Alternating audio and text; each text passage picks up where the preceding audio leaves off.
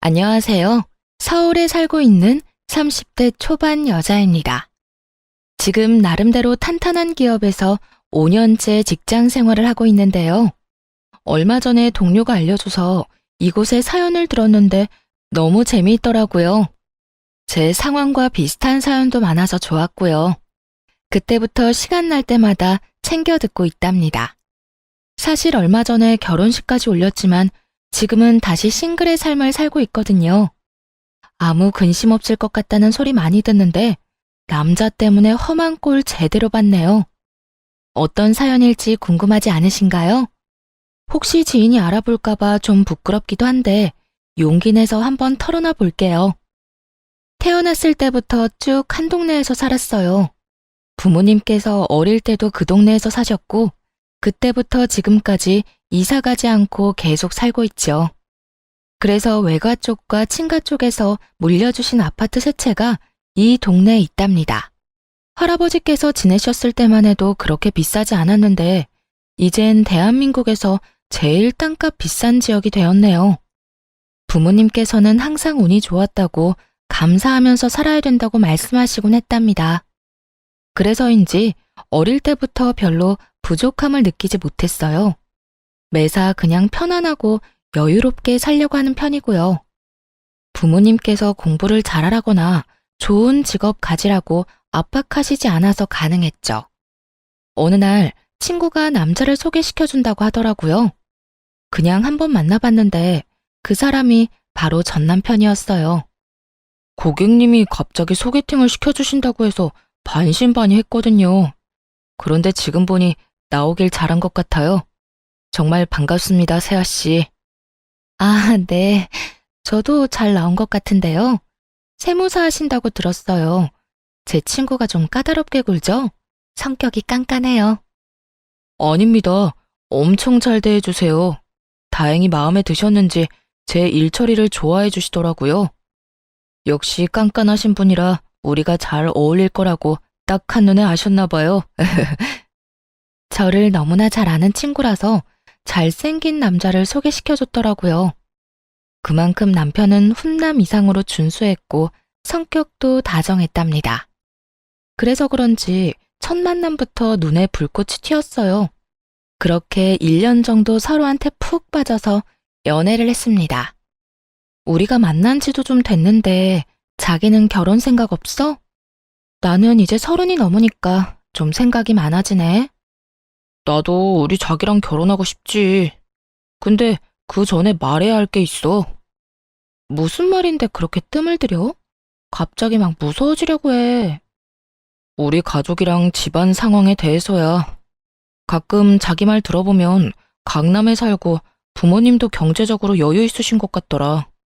자기도 사랑 많이 받고 자랐다는 게 느껴져. 근데 난 완전히 반대거든.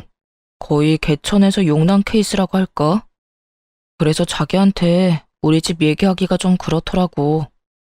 그랬구나. 그러고 보니 자기 가족들 얘기는 거의 들어본 적이 없네. 또 자기가 지금 혼자 사니까 별로 가족들 생각은 안 해봤어. 우리 집은 아직도 상가주택에 전세로 살아. 내가 어릴 때부터 방 2개 있는 집에서 동생 2명이랑 부모님이랑 계속 살았어. 나는 회계사 시험 합격하자마자 바로 독립했고, 안 그러면 진짜 미칠 것 같았거든. 정말 많이 힘들었겠다. 나한테 이렇게 솔직하게 말해줘서 고마워. 난 자기 자체를 사랑하고 좋은 사람인 거 아니까 결혼하고 싶은 거야. 자기 가족들이면 다 좋은 분들일 것 같아. 지금 생각하니 저딴 소리를 왜 했나 기야말 일이네요. 그래도 그때는 남자에 미쳐서 온 세상이 꽃밭이었거든요. 둘이서 어떤 어려움이 닥쳐도 이겨나갈 수 있고 남편의 가족들하고도 잘 지낼 수 있을 거라고 생각했어요. 그때까지 살면서 별로 험한 일 안 겪었고 온실 속의 화초처럼 자라서 그랬나 봐요. 사실 남편의 직업이 괜찮으니까 같이 벌면 여유롭게 살 수 있을 거라고 생각했어요. 하지만 결혼이 파탄난 후에야 뼈저리게 느끼게 되었죠. 역시나 남의 집 가장은 함부로 빼오는 게 아니라는 것을요. 처음으로 시댁에 인사를 드리러 간 날이었어요. 상가주택이라더니 허름한 대로변에 있는 건물 2층으로 올라가더라고요. 딱 들어갔는데 퀴퀴한 곰팡이 냄새가 코를 찔렀습니다. 벽지 색깔도 누렇고 전등은 또 엄청 어둡더라고요. 솔직히 말해서 그런 집은 처음 봤어요. 놀란 얼굴을 봤는지 남편이 멋쩍게 씩 웃어주더군요. 다행히 식사하라고는 안 해서 간단하게 다과만 먹었는데요.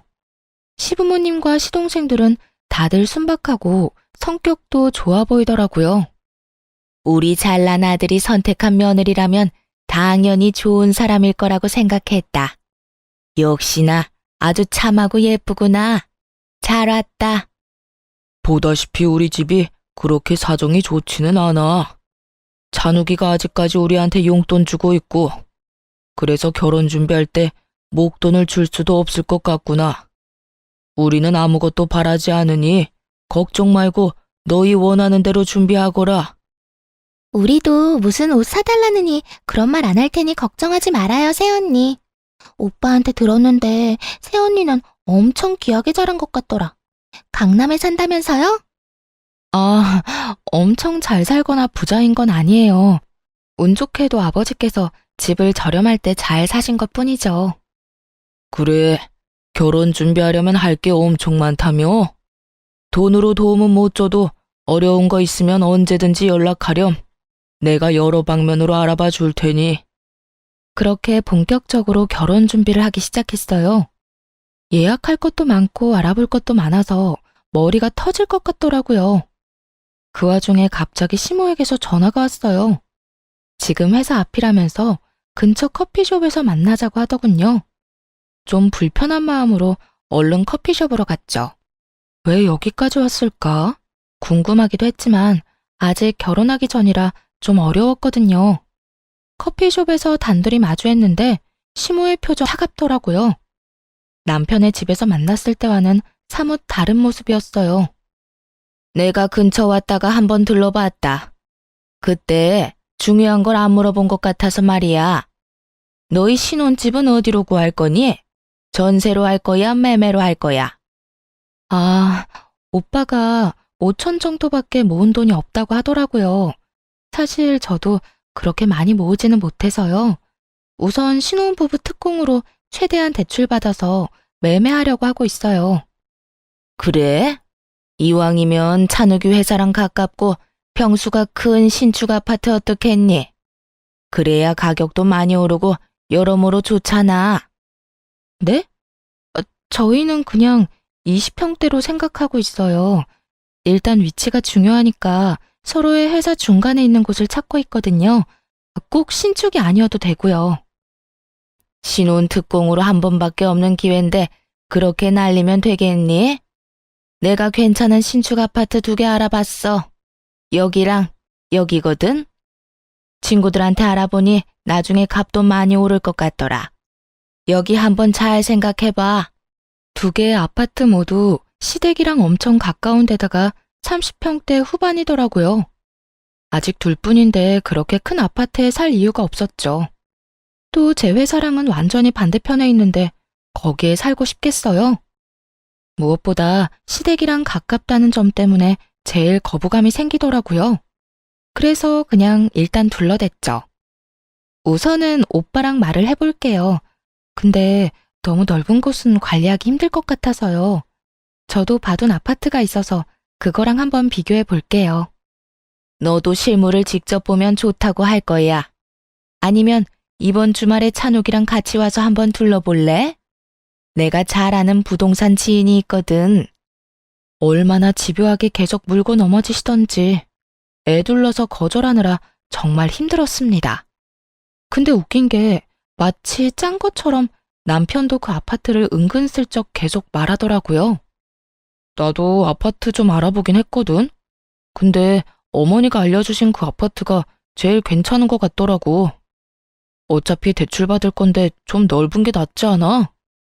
나중에 아이 태어나면 어차피 큰 평수 필요하잖아. 그럼 대출 금액이 너무 많아지잖아. 그리고 아이들이랑 산다고 해도 방 2개면 충분할 텐데. 무슨 신혼부부가 방 4개짜리 아파트에서 시작해. 이왕이면 넉넉한 게 좋잖아. 우선 한번 가보자. 요즘은 신축이 참 잘 빠졌다고 하더라고. 이번 주말에 같이 둘러보자, 응? 결국 남편한테 끌려서 그 아파트를 보러 갔는데요. 새 아파트인데다가 넓어서 그런지 확실히 좋아 보이긴 했어요. 생각보다 괜찮다는 분위기를 읽었는지 남편이 신나서 더욱 푸시를 하더군요. 우리가 살기에 여기가 딱이라면서요.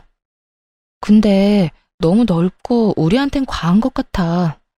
여긴 사실 5, 60대 정도 부부가 자식들이랑 사는 아파트 아니야? 일단 더 생각해보자. 단호하게 말하니까 남편도 그 후로는 더 뭐라 안 하더라고요. 하지만 토라진 게 딱 보였습니다. 그래도 신중해야 할 문제이기에 애써 모른 척을 했죠. 더 이상 별말이 없길래 그대로 포기한 줄 알았는데요. 그 다음 주에 부모님과 함께 식사하는 자리에서 대뜸 그 말을 친정아버지한테 하는 게 아니겠어요? 신혼집에 대해서 물어보시지도 않았는데 대뜸 말하니 어이가 없었어요. 마치 벼르고 온 사람처럼 말이죠. 역시나 그 말이 걸리셨는지 아버지가 말씀하셨습니다. 거기가 그렇게 괜찮으면 아빠가 돈 줄 테니까 매매해도 돼. 난 네가 이 동네에서 살았으면 했는데 최서방은 그쪽이 마음에 드나 보다. 같이 둘러봤는데 좋았다니 사실 나쁠 것도 없지.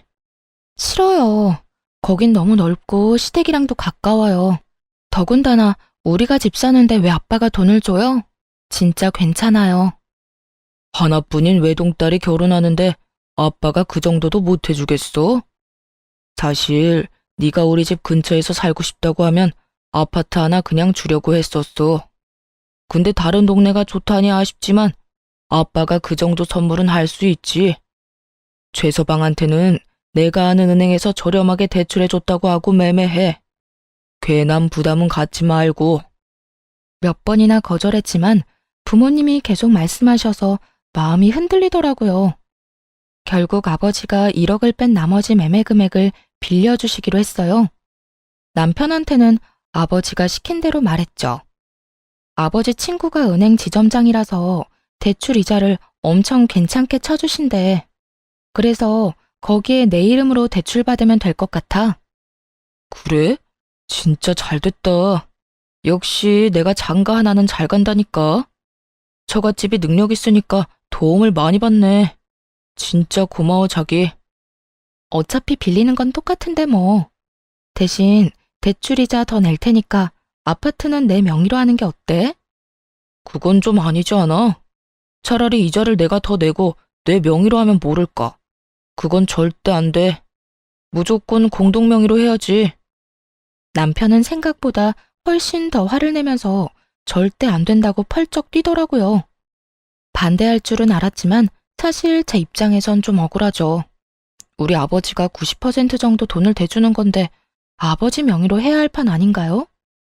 아버지가 말하지 말라고 당부하셔서 어쩔 수 없이 결국 공동 명의로 매매하고 말았죠. 넓은 집을 꾸미려니까 가전이며 가구에 쏟아야 하는 돈도 장난이 아니더라고요. 부모님이 도와주시겠다고 했지만 이번에는 확실히 거절하고 카드를 긁었습니다.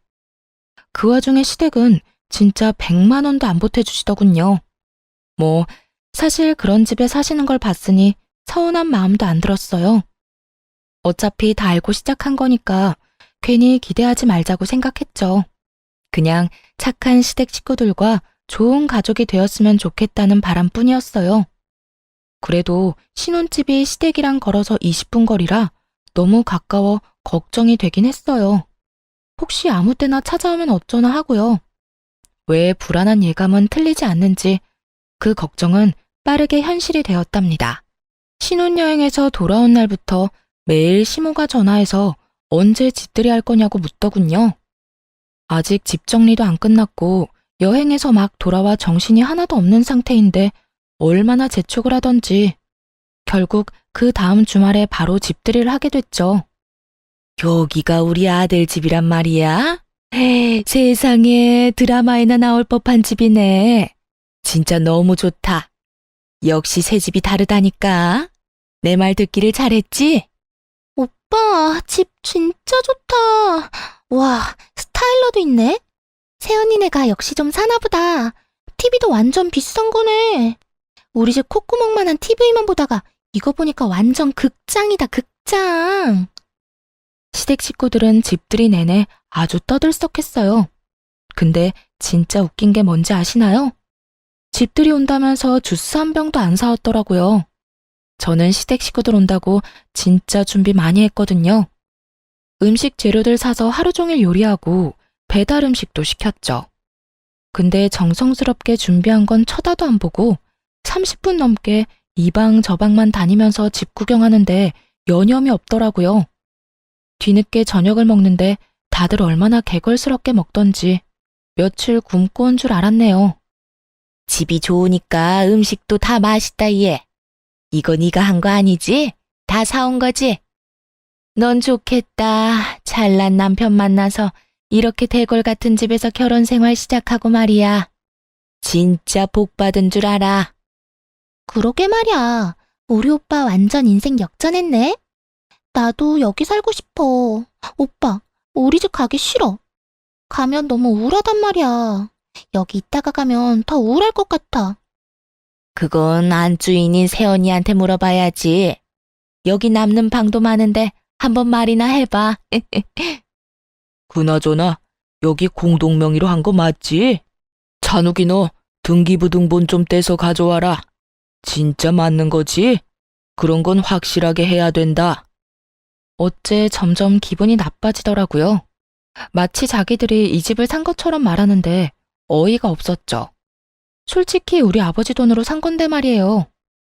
남는 방은 없을 것 같은데 어쩌죠? 하나는 미리 아이 방으로 만들 거고 하나는 제 작업실로 만들려고요. 제가 좀 일할 게 있어서요. 그리고 신혼집인데 여기서 살고 싶다고 말하는 건 좀 아닌 것 같아요. 어머, 언니. 장난 좀 친 거 가지고 왜 그렇게 정색해요? 집이 너무 좋아서 부러워서 그랬죠. 언니 착한 줄 알았더니 지금 보니까 성질 있다. 그래 자기야. 식구들이 우리 좋아 보인다고 장난치는 건데 왜 갑자기 정색을 해? 없는 소리 한 것도 아니고. 자, 아버지 술 좀 더 드릴까요? 순식간에 편먹고 이상한 사람 취급하는데 진짜 황당했습니다. 하지만 분위기에 휩쓸려서 가만히 있을 수밖에 없었어요. 집들이는 저녁 6시부터 무려 밤 12시까지 이어졌어요. 몇 시간 동안이나 자기네끼리 웃고 떠드는데 옆에만 있어도 너무 피곤하더라고요. 너무 쉬고 싶어서 빨리 갔으면 싶은데 아니 새벽 1시가 돼도 안 가는 거예요. 시간이 너무 늦었는데 집에 안 가보셔도 돼요? 아침부터 짐 정리하고 음식하느라 너무 피곤해서요. 피곤하면 안에 들어가서 자면 되지. 우리 그렇게 꽉 막힌 시부모 아니야. 얘기 좀 더 하고 들어가 잘 테니까 넌 먼저 차렴. 네? 여기서 주무신다고요? 이불도 없고 베개도 없어서 불편하실 텐데요. 그리고 제가 너무 불편해서 안 돼요. 그냥 지금 가시는 건 어떠세요? 아, 자기야. 이 새벽에 위험한데 어떻게 집에 가시라고 그래. 어차피 내일 일도 안 하는데 어때? 주무시고 가세요. 너네도 자고 가. 편하게 해, 편하게. 이제 우리 가족이잖아.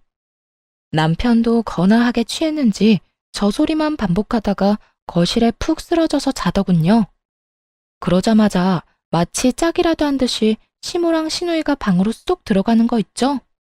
시부랑 시동생도 다른 방으로 쏙 들어가 버렸고요. 아까까지만 해도 취해서 미적미적 대더니만 방으로 갈 때는 얼마나 민첩하던지요. 아주 첩보 작전이라도 짜고 왔는 줄 알았네요. 뭐 사실 자기들끼리 다 계획 짜고 온 거였겠죠. 너무 기가 막히고 이게 도대체 뭔 일인가 싶어 잠을 설쳤답니다. 그리고 다음날 아침 거실이 왁자지껄 시끄러워서 나가봤어요. 시댁 식구들이 아주 자기 집처럼 텔레비전을 크게 틀어놓고 깔깔대고 있더라고요. 저를 발견한 시무가 앙칼지게 말했죠. 해가 중천에 떴는데 지금 일어났니? 아무리 그래도 시부모가 집에 있는데 일찍 일어나서 아침밥 차릴 생각은 해야지. 어제 술 먹어서 다들 속쓰린데 얼른 해장국 좀 끓여봐라. 아직 시부모가 어려울 때였으니 어쩌겠어요. 결국 아무 말도 못하고 바보처럼 허겁지겁 북엇국 끓이고 밥하고 그랬네요. 다들 또 얼마나 짭짭대면서 먹는지 밥맛이 떨어져서 그냥 옆에서 멍하게 있었어요. 몇 번 같이 밥 먹어보고서야 알게 된 사실이 있는데요. 가정교육을 잘 못 받아서 그렇게 다들 후루룩 짭짭 개걸스럽게 먹는 거였더라고요. 근데 넌 요리를 많이 안 해봤니? 국이 좀 밍밍하네. 육수를 제대로 내야지. 앞으로 내가 요리 좀 가르쳐줘야겠네.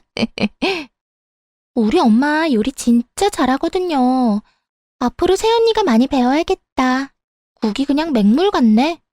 우리 오빠 입맛 까다로운 편인데 어떡해? 제가 집에서 밥만 하는 사람도 아니고 저도 일하는데요 뭐. 밥은 각자 알아서 해먹어야죠. 요즘 시대에 어떤 집에서 와이프만 밥하나요? 저 집에서 요리 한 번도 안 하고 귀하게 커서 할 줄 아는 거 별로 없어요. 요즘엔 밀키트도 잘 나오고 사 먹는 게 더 낫죠. 아가씨는 저보다 어린데 그런 것도 잘 몰라요? 아무리 그래도 남편한테 밥은 해줘야 하는 거 아니에요? 난 남편이 이렇게 좋은 집에 살게 해주면 매일 십첩반상 차려주겠네. 노골적으로 불편하다는 표정을 지으니 그제야 겨우 시댁 식구들이 돌아갔어요. 그들이 나가자마자 남편한테 화를 냈죠. 아니, 신혼집에 토요일 저녁에 와서 일요일 밤에 가는 게 정상이야? 나 너무 피곤해. 주말에 하나도 못 쉬고 당신 가족들 수발이나 들고. 이게 뭐야? 이제 우리 한 가족이야. 아니, 가족이 우리 집에 와 있는 게 도대체 뭐가 이상하다는 건지. 난 당신이 더 이해가 안 돼. 이렇게 정없는 사람인 줄 몰랐네. 오히려 저를 정없고 이상한 사람이라고 몰아가는 남편의 모습에 실망스럽더라고요. 그래도 신혼이니까 괜한 다툼 안 만들고 이해하려 노력했답니다. 근데 얼마 지나지 않아 또 일이 터졌죠. 퇴근하고 집에 왔는데 문 앞에서부터 여자 웃음소리가 크게 들리더라고요. 남편이 늦게 오는 날인데 무슨 일인가 싶어 놀라서 들어가 봤죠. 그랬더니 세상에 신우이가 혼자 거실에 앉아서 TV를 보며 깔깔대고 있더군요. 아니 아가씨, 지금 남의 집에서 뭐해요? 오빠는요? 오빠도 없는데 지금 혼자 있는 거예요? 아, 오빠는 늦게 온다고 도어락 번호 알려줬어요. 언니, 밥 없어요? 나 배고픈데. 아가씨, 허락도 없이 이렇게 남의 집에 혼자 와 있는 거 무례한 거예요. 더군다나 지금 내 옷 입고 있는 거예요? 아, 너무 땀을 흘려서 샤워 좀 했어요. 오빠 티셔츠 좀 입을 수 있지. 언니 너무 야박하게 구는 거 아니에요? 이제 우리 한 가족이잖아요. 제가 언니 동생이 이랬어도 그럴 거예요? 그때 때마침 남편이 들어오더군요. 너무 화가 나서 바로 남편을 노려봤죠. 근데 더 황당하게 신우이가 남편을 보자 갑자기 어린애처럼 엉엉 울어대는 거예요. 오빠, 새언니 너무 무서워. 오빠가 와 있어도 된다며. 자기 집이라고 이렇게 신우이를 무시해도 돼? 언니가 나 가래. 아니 자기야, 왜 애를 울리고 그래? 내가 와 있으라고 그랬어. 솔직히 자기 친동생이었어도 이렇게 홀대했겠어? 둘이 짰어? 내 동생이었으면 여기 이렇게 와 있지도 못해. 아, 나 피곤해서 더 이상 말싸움할 힘도 없으니까 아가씨, 오늘은 그만 가줘요. 아, 진짜 당신이 그러면 내 입장이 뭐가 돼? 애 좀 편하게 있으라고 해. 여기 우리 공동명의잖아. 그럼 반은 내 거 아니야? 그럼 얘 여기 있어도 되잖아. 남편이 말도 안 되는 논리를 펼치는데 기가 차더군요. 그냥 대출금 얘기 다 말해버리고 둘 다 쫓아내고 싶은 마음이 굴뚝 같았어요. 너무 화가 나서 눈물까지 핑 도는데 심지어 시모한테서 전화까지 오더라고요. 받지 않으니 남편 놈이 제 귀에 핸드폰을 갖다 댔어요. 그러자 시모가 아주 호들갑을 떨면서 말하더군요. 이거 미안해서 어쩌니? 지금 애들 방 천장에 물이 새서 내가 급한 대로 거기로 보냈어. 거기밖에 갈 데가 없잖아. 가족이 바로 근처 큰 집에 사는데 다른 곳으로 갈 필요가 있니? 미안하지만 한 며칠만 좀 데리고 있어줘. 말도 없이 이렇게 쳐들어오는 건 아닌 것 같네요. 이미 밤이 늦었으니까 아가씨는 오늘 재우고 내일 내보낼게요. 넌 맏며느리가 돼서 어쩜 그렇게 야박한 소리를 하니? 아니, 그리고 막말로 그게 다 네 집이니? 우리 아들 집에 간다는데 네가 왜 오라 말아야? 그때 남편이 전화를 확 뺐더니 이딴 말을 하더군요. 걱정 마시고 찬성이도 오라고 하세요. 집에 물난리가 났다는데 당연히 여기로 와야죠. 그렇게 하시고 끊어요. 당신, 지금 나한텐 한마디 상의도 없이 이게 무슨 독단적인 행동이야? 내가 안 된다고 말씀드렸잖아. 지금 내 말 무시하는 거야? 너야말로 우리 가족 무시해? 집 가난하고 집에 물 새고 그런다고 지금 무시하는 거냐고. 집에 물이 새는 게 무슨 죄야? 남편이 처음으로 그렇게 버럭버럭 큰 소리로 화내는데 정말 너무 놀랐어요. 입에서 말도 안 나오더라고요. 그때 아주 기다렸다는 듯이 시동생도 짐가방까지 싸들고 집으로 들어왔답니다. 아가씨나 도련님이나 하루 이틀 정도는 친구 집에서 자면 될 거 아냐. 꼭 여기에서 지내야 할 이유라도 있어? 그럼 오빠가 바로 근처에 사는데 굳이 남의 집 갈 이유는 있어? 너도 고집 좀 그만 피워. 밤이 늦었으니까 일단 애들 먼저 재우고, 야, 너는 저 방 쓰고 넌 저 방 쓰면 돼. 신경 안 쓰이게 조용히 잘 지내. 알았어? 알았어. 채연이 진짜 무섭다 무서워. 집 없는 사람 서러워서 어디 살겠어? 나도 남자 잘 만나서 이런 집에서 살고 싶다. 신우이랑 시동생은 마치 지네들 방인 양 자연스럽게 쏙 들어가 버리더라고요. 뭐라 말할 틈도 없었습니다. 결국 그 밤에 대판 싸우고 남편은 거실 소파에서 잤답니다. 서로 얼굴 보지도 않고 출근해서 하루 종일 기분 나쁜 상태로 지냈고요. 그런데 퇴근하고 집에 와봤더니 무슨 상황이 벌어진 줄 아세요? 직접 두 눈으로 보고도 못 믿겠더라고요. 집안이 아주 난장판의 개판이었죠. 신우이랑 시동생 남편이 식탁에 둘러앉아서 잔뜩 어지럽히고 있었어요. 거실 바닥에도 과자 부스러기에 머리카락에, 아니, 하루 만에 집안꼴이 이렇게 될 수가 있나요? 이런 심정도 모르고 신우이는 비아냥거리는 소리나 계속 해댔습니다. 언니, 배고픈데 뭐 먹을 거 없어요? 아니, 언니는 집에서 요리를 아예 안 해요? 뭐 먹을 게 하나도 없네. 우리 오빠 불쌍해. 완전 빈손으로 오셨네. 저녁에 장봐 와서 뭐 좀 해줄 줄 알았는데. 형수님이 저녁 해줄 거라고 형이 그랬잖아. 아님, 뭐라도 시켜줘, 형. 여보, 애들 배고픈데 뭐라도 좀 간단하게 해줘. 내 체면이 있지. 순순히 해준다고 하니 아주 셋이 신나서 거실에서 TV를 보며 깔깔대더군요. 조용히 라면 3개를 끓여서 냄비째 식탁에 올려놨죠. 냄새를 맡고 주방으로 슬슬 기어오더라고요. 난 뭐 맛있는 거 해줄 줄 알았는데 꼴랑 라면? 아, 형수님, 스케일이 너무 작네. 아짜! 이게 뭐야? 언니, 너무 짜요. 뭐야? 바쁘게 일하고 온 사람한테 밥 차리라는 게 지금 말이 돼요? 하루 종일 놀면서 내 집 엉망으로 만들어 놓고는 난 더 이상 못 참으니까 당장 내 집에서 나가. 이렇게 미친 사람처럼 소리를 지르니까 신우이와 시동생이 놀랐나 봐요. 슬금슬금 현관문 쪽으로 가더니 둘 다 나가버리더라고요. 남편도 놀랐는지 그냥 벙쪄 있었고요. 참는데도 한계가 있어. 남의 집에 쳐들어왔으면 깨끗하게라도 하고 있어야지 개판으로 만들어? 또 내 옷까지 입고 바닥에 던져놓은 꼴 좀 봐. 이래서 가정교육이 중요한 거야. 여기서 가정교육 얘기가 왜 나와? 그래, 너는 어릴 때부터 강남에서 잘 살았고 나는 하급이라 이거야? 이제 본색을 드러내는구나. 먼저 본색 드러낸 건 당신이랑 당신 가족들 아니야? 결혼하고 처음에 나한테 뭐라고 했어? 다 알아서 하라면서 상관 안 한댔잖아. 그런데 지금은 당신 가족들이 우리 집에 나보다 더 오래 있어. 누가 보면 당신 가족들이 사는 집인 줄 알겠다고. 고작 며칠 있는 거 가지고 왜 그래 진짜.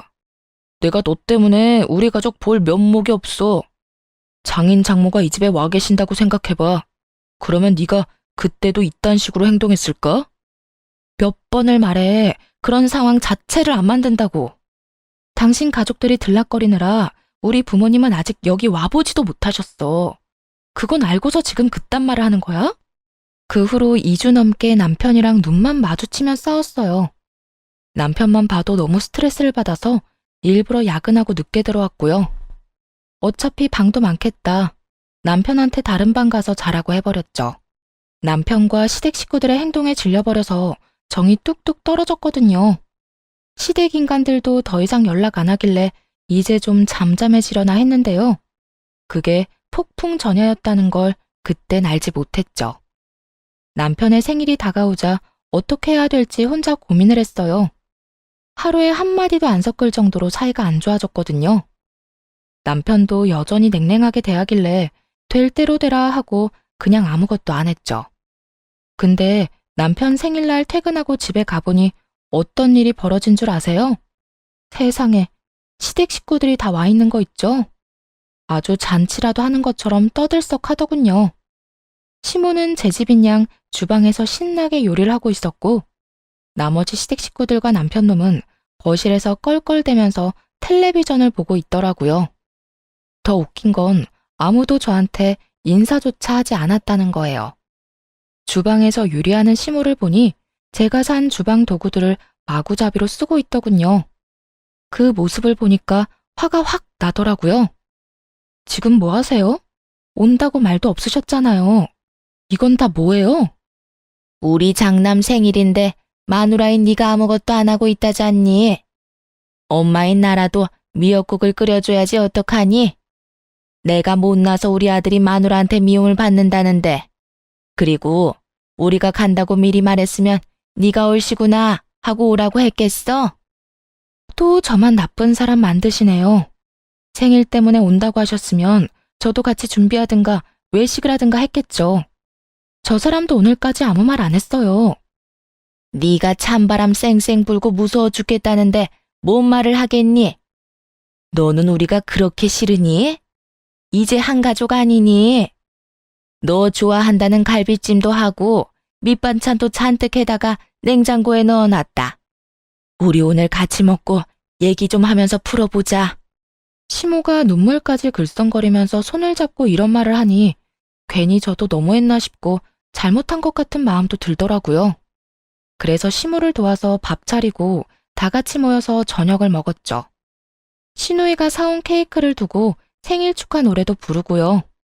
정말 오랜만에 화기애애한 분위기가 이어졌어요. 새언니, 우리 너무 미워하지 말아요. 언니가 깔끔한 사람인 거 잘 알았으니까 앞으로 조심할게요. 가끔씩 여기 놀러와도 좀 따뜻하게 대해줘요. 너 대신 내가 네 남편 생일상도 차려주고 음식도 다 해줬다. 솔직히 나 같은 시어머니 있나 한번 찾아봐라. 이렇게 잘해주는 시어머니 진짜 없다. 맞아. 우리 엄마 같은 사람 진짜 없어. 자기한테 뭐라고 하지도 않고 밥도 해주고 말이야. 이렇게 투덕대는 것도 다 가족이 되는 가정이지 뭐. 나도 그동안 미안했어. 자기, 우리 오늘로 다 푸는 거다. 그날 밤에 같이 농담도 하고 시부모의 옛날 얘기도 들었습니다. 거의 새벽 2시까지 가볍게 맥주도 마시며 그동안 쌓인 걸 풀었어요. 시간이 늦어서 다들 우리 집에서 자고 가기로 했고요. 시모랑 시누이 둘이 자고 시동생과 시부가 다른 방에 들어가 잤습니다. 그렇게 일단락이 됐다면 그쪽 입장에선 참 좋았겠죠. 아침이 되자마자 작전을 개시했습니다. 시댁 식구들이 자고 있는 방마다 들어가서 냄비를 신나게 두드려댔어요. 특히 시모랑 시누이 귀에 대고 더 크게 쾅쾅 두드려댔죠. 아유, 시끄러. 귀 찢어지겠네. 얘가 지금 아침부터 미쳤나? 그만하지 못해? 여보, 뭐 하는 거야? 뭐 잘못 먹었어? 그만해, 그만하라고. 남편이 손에서 냄비와 국자를 뺏으려고 달려들었죠. 이에 질세라 그 국자로 남편 머리를 팍 세게 쳐버렸답니다. 정신 나간 건 너네들이지. 당장 옷들 주워 입고 내 집에서 나가. 너도 나가, 당장. 뭐? 아니, 내가 왜 내 집에서 나가? 나갈 거면 당신이 나가. 당신이 뭔데 나가라 말아야? 꼴의 남자라고 자존심 상할까봐 걱정해줬더니 다 쓸데없는 짓이었어. 이게 네 돈으로 산 집이야? 네 돈 얼마 들어갔어? 꼴랑 5천만 원 들어갔지? 7억짜리 집에 말이야, 안 그래? 진짜 미친 척하고 남편의 옷들이며 가방들을 복도로 막 집어던졌어요. 신우이와 시모의 옷이랑 가방도 던져버렸죠. 그러자 남편 놈이 저를 현관문으로 확 밀어버리더군요. 그대로 현관에 고꾸라져서 엎어진 꼴이 되었죠. 그걸 본 신우이와 시동생이 킬킬거리며 비웃더군요. 언니, 어제 술 잘 먹고 갑자기 머리 이상해졌나 봐. 진짜 웃긴다. 완전 코미디가 따로 없네. 그 꼴을 보니 더 열받아서 벌떡 일어나 남편의 뺨을 사정없이 갈겨버렸어요. 그러곤 핸드폰으로 동영상을 하나 보여줬죠. 이거 다 보고 나서도 킬킬거릴 수 있나 한번 두고 보자. 장난기 가득했던 신우의 얼굴이 동영상을 보자마자 하얗게 질리기 시작했답니다. 자기 얼굴과 시모의 뒤통수가 녹화되었고 짓거리는 말이 다 녹음되어 있었거든요. 어젯밤에 시댁 인간들이 다 자러 들어가고 난 뒤였어요. 오랜만에 방에서 화기애애한 분위기로 얘기한 후 남편은 금세 골아떨어졌죠. 저는 맥주 2잔밖에 안 마셔서 그런지 취하지도 않았고 눈이 말똥말똥 하더라고요. 그래서 혼자 TV나 볼까 하고 거실로 조용히 나갔어요.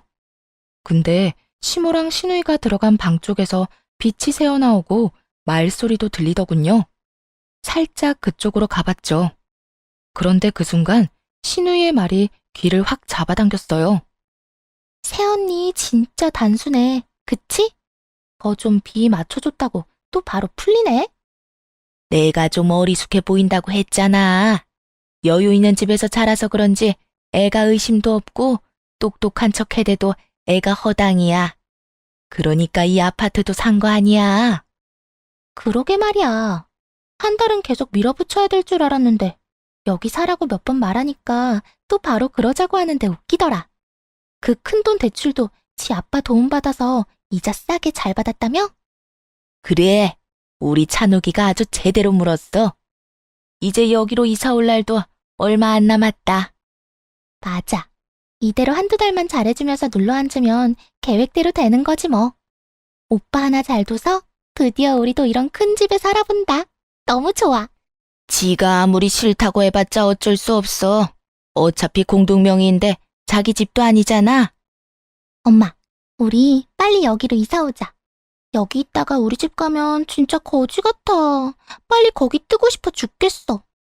그때 물 샌다고 거짓말하고 일주일은 눌러앉아 있으려고 했는데 혜언니가 얼마나 지랄하던지 좀 놀라긴 했어. 아, 좀만 더 기다려. 차근차근히 해야지. 욕심난다고 확 지르면 다 어그러지는 법이야. 엄마만 믿고 있어. 여기서 떵떵거리면서 살 날 얼마 안 남았어. 시모와 신우의 대화가 심상치 않아 바로 동영상을 찍어놨답니다. 계속 엿듣는데 너무 충격적이고 속았다는 사실에 화가 나서 몸이 떨리더라고요. 아침까지 잠 한숨 못 자고 이를 부득부득 깔면서 궁리를 했죠. 이것들을 대체 어떻게 해야 할까? 동영상을 본 시모와 신우이는 백지창처럼 하얘진 얼굴로 저를 봤습니다. 그런데 오히려 남편 놈이 뻔뻔하게 소리를 치더라고요. 아니, 혼인신고한 부부가 시부모님 모시고 살 수도 있는 거지. 당신 도대체 뭐가 문제야? 우리가 결혼하기 전에 시부모님이랑 절대 같이 살면 안 된다고 약속이라도 했어. 뭐라고? 터진 입이라고 뻔뻔한 말이 잘도 나오네. 넌 결혼 전부터 작정하고 너네 식구들이랑 나를 속였어. 이거 사기죄야. 알아? 사기죄 좋아하네. 네가 법을 잘 알아? 너보단 내가 더 잘 알겠다. 아니, 그리고 지금이 아니더라도 양가 부모님 더 나이 드셔서 아프시면 어쩔 건데?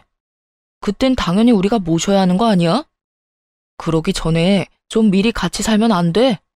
오히려 당신한테도 좋을걸? 우리 엄마가 대신 애도 봐주고 집안일도 해주면 얼마나 좋아. 아, 그래. 세아가. 같이 살면 살림도 해주고 우리 손주도 내가 다 봐주마. 오히려 네가 더 좋은 거지. 손해볼 게 있니? 그럼 이건 어때? 우리 가족들이랑 같이 사는 대신 내가 대출이자 다 부담할게. 아, 그래? 그럼 지금 대출이자 몇 프로인 줄 알아? 한 달에 얼마 내는지 아냐고. 왜 대답을 못해? 말해봐. 그거야. 생활비 통장으로 당신이 알아서 대출이자 내니까 난 모르지. 전기세 몇천 원 더 나왔다고 아끼자던 인간이 대출 이자는 왜 모를까? 내가 진짜 이런 말은 상스러워서 안 하려고 했는데 참을 수가 없다. 너 없이 산 거 티내니? 그냥 가만히만 있었어도 네 수준에선 꿈도 못 꿀 거 충분히 얻었을 거야. 왜 그 가짜는 머리를 굴려서 이런 사달을 만들어? 그게 뭔 말인데? 갑자기 전기세는 뭐고 이자는 왜 물어보는데? 아, 내가 다 낸다고. 좀 비싸도 내가 낸다고 됐지? 이거 한번 보고서나 말해. 이 집에 대출이 있나 확인해 보라고. 진짜 헛똑똑이는 너야. 누구한테 어수룩하대? 머리도 굴릴 줄 모르는 것들이. 그제야 등기부등본을 확인해 본 남편이 아리송하단 표정을 짓더군요. 자기는 아무것도 모르겠다는 듯한 얼굴인데 꼴 보기도 싫었어요. 아니, 대출이 없네? 이게 어떻게 된 거야? 그럼 7억에 가까운 돈을 다 내고 매입했다고? 당신한테 그만한 돈이 있었단 말이야? 친정아버지가 그냥 사라고 돈 주셨어. 네가 이 아파트 사자고 난리를 쳐서 내가 곤란해하니까. 그리고 나중에 네가 이딴 식으로 나올까 봐 대출 받은 거라고 말하라고 하셨고. 어머 세상에, 우리 사돈이 보기보다 더 재력이 있으시네. 그 큰 돈을 한 번 해주시고 대단하시다 정말. 우리 아들 진짜 장가 잘 갔다. 사돈한테 전화드려서 감사하다고 말씀드려라. 이 집 인간들 IQ는 무슨 물고기 IQ야? 내가 지금까지 말한 거 뭐 들었어? 다 나가라고 내 집에서. 네 돈 달랑 5천 들어갔고 내 돈 7억 들어갔으니까 나가라고. 나가기는 내가 왜 나가? 엄연히 이 집 공동명이야. 이거 왜 이래? 그렇게 걱정이 됐으면 아예 처음부터 말하고 당신 명의로만 하든가. 그런데 그냥 바보같이 공동명의로 한 거잖아. 이제 와서 뭐 어쩔 건데? 무식하면 용감하다더니 딱 그 짝이더라고요. 눈을 까뒤집고 침 튀기며 살벌하게 말하는 남편놈이 더는 인간으로 안 보였습니다. 그래서 그냥 차갑게 비웃으며 말해줬죠. 우리 아버지가 그 큰 돈을 주시면서 그런 것도 안 알아보셨을까봐? 걱정해줘서 고맙다 고마워. 명의 취소 소송 진행할 거니까 걱정하지 마. 네 이름 빼는 건 일도 아니니까. 네가 아무리 그래 봤자다. 넌 엄연히 우리 최 씨 가문으로 시집 왔고 죽어도 우리 집 귀신이야. 우리 아들이 너랑 이혼할 것 같니? 소송을 하든 뭐든 해봐. 우리는 이 집 절대 안 뺏긴다. 내가 왜 그쪽 집안 귀신이에요? 나 아직 법적으로 솔로거든요? 시모가 말하는 꼴이 너무 웃겨서 마구 웃음까지 나오더라고요. 뭐야? 오빠 혼인신고 안 했어? 우리가 혼인신고 결혼식 전에 꼭 하라고 했잖아. 혼인신고 했는데? 우리 그날 같이 가서 했잖아. 아니야? 아, 그래? 기억이 잘 안 나나 보네. 같이 하려고 만났는데 네가 회사에 일이 있다고 갑자기 갔잖아. 그래서 나 혼자 하고 간다고 했었지 아마? 그래. 근데 그날 안 했다는 말이야? 야, 너 그거 사기야. 사기 같은 소리 하네. 너네가 나한테 한 짓이 사기지 이 사기꾼들아.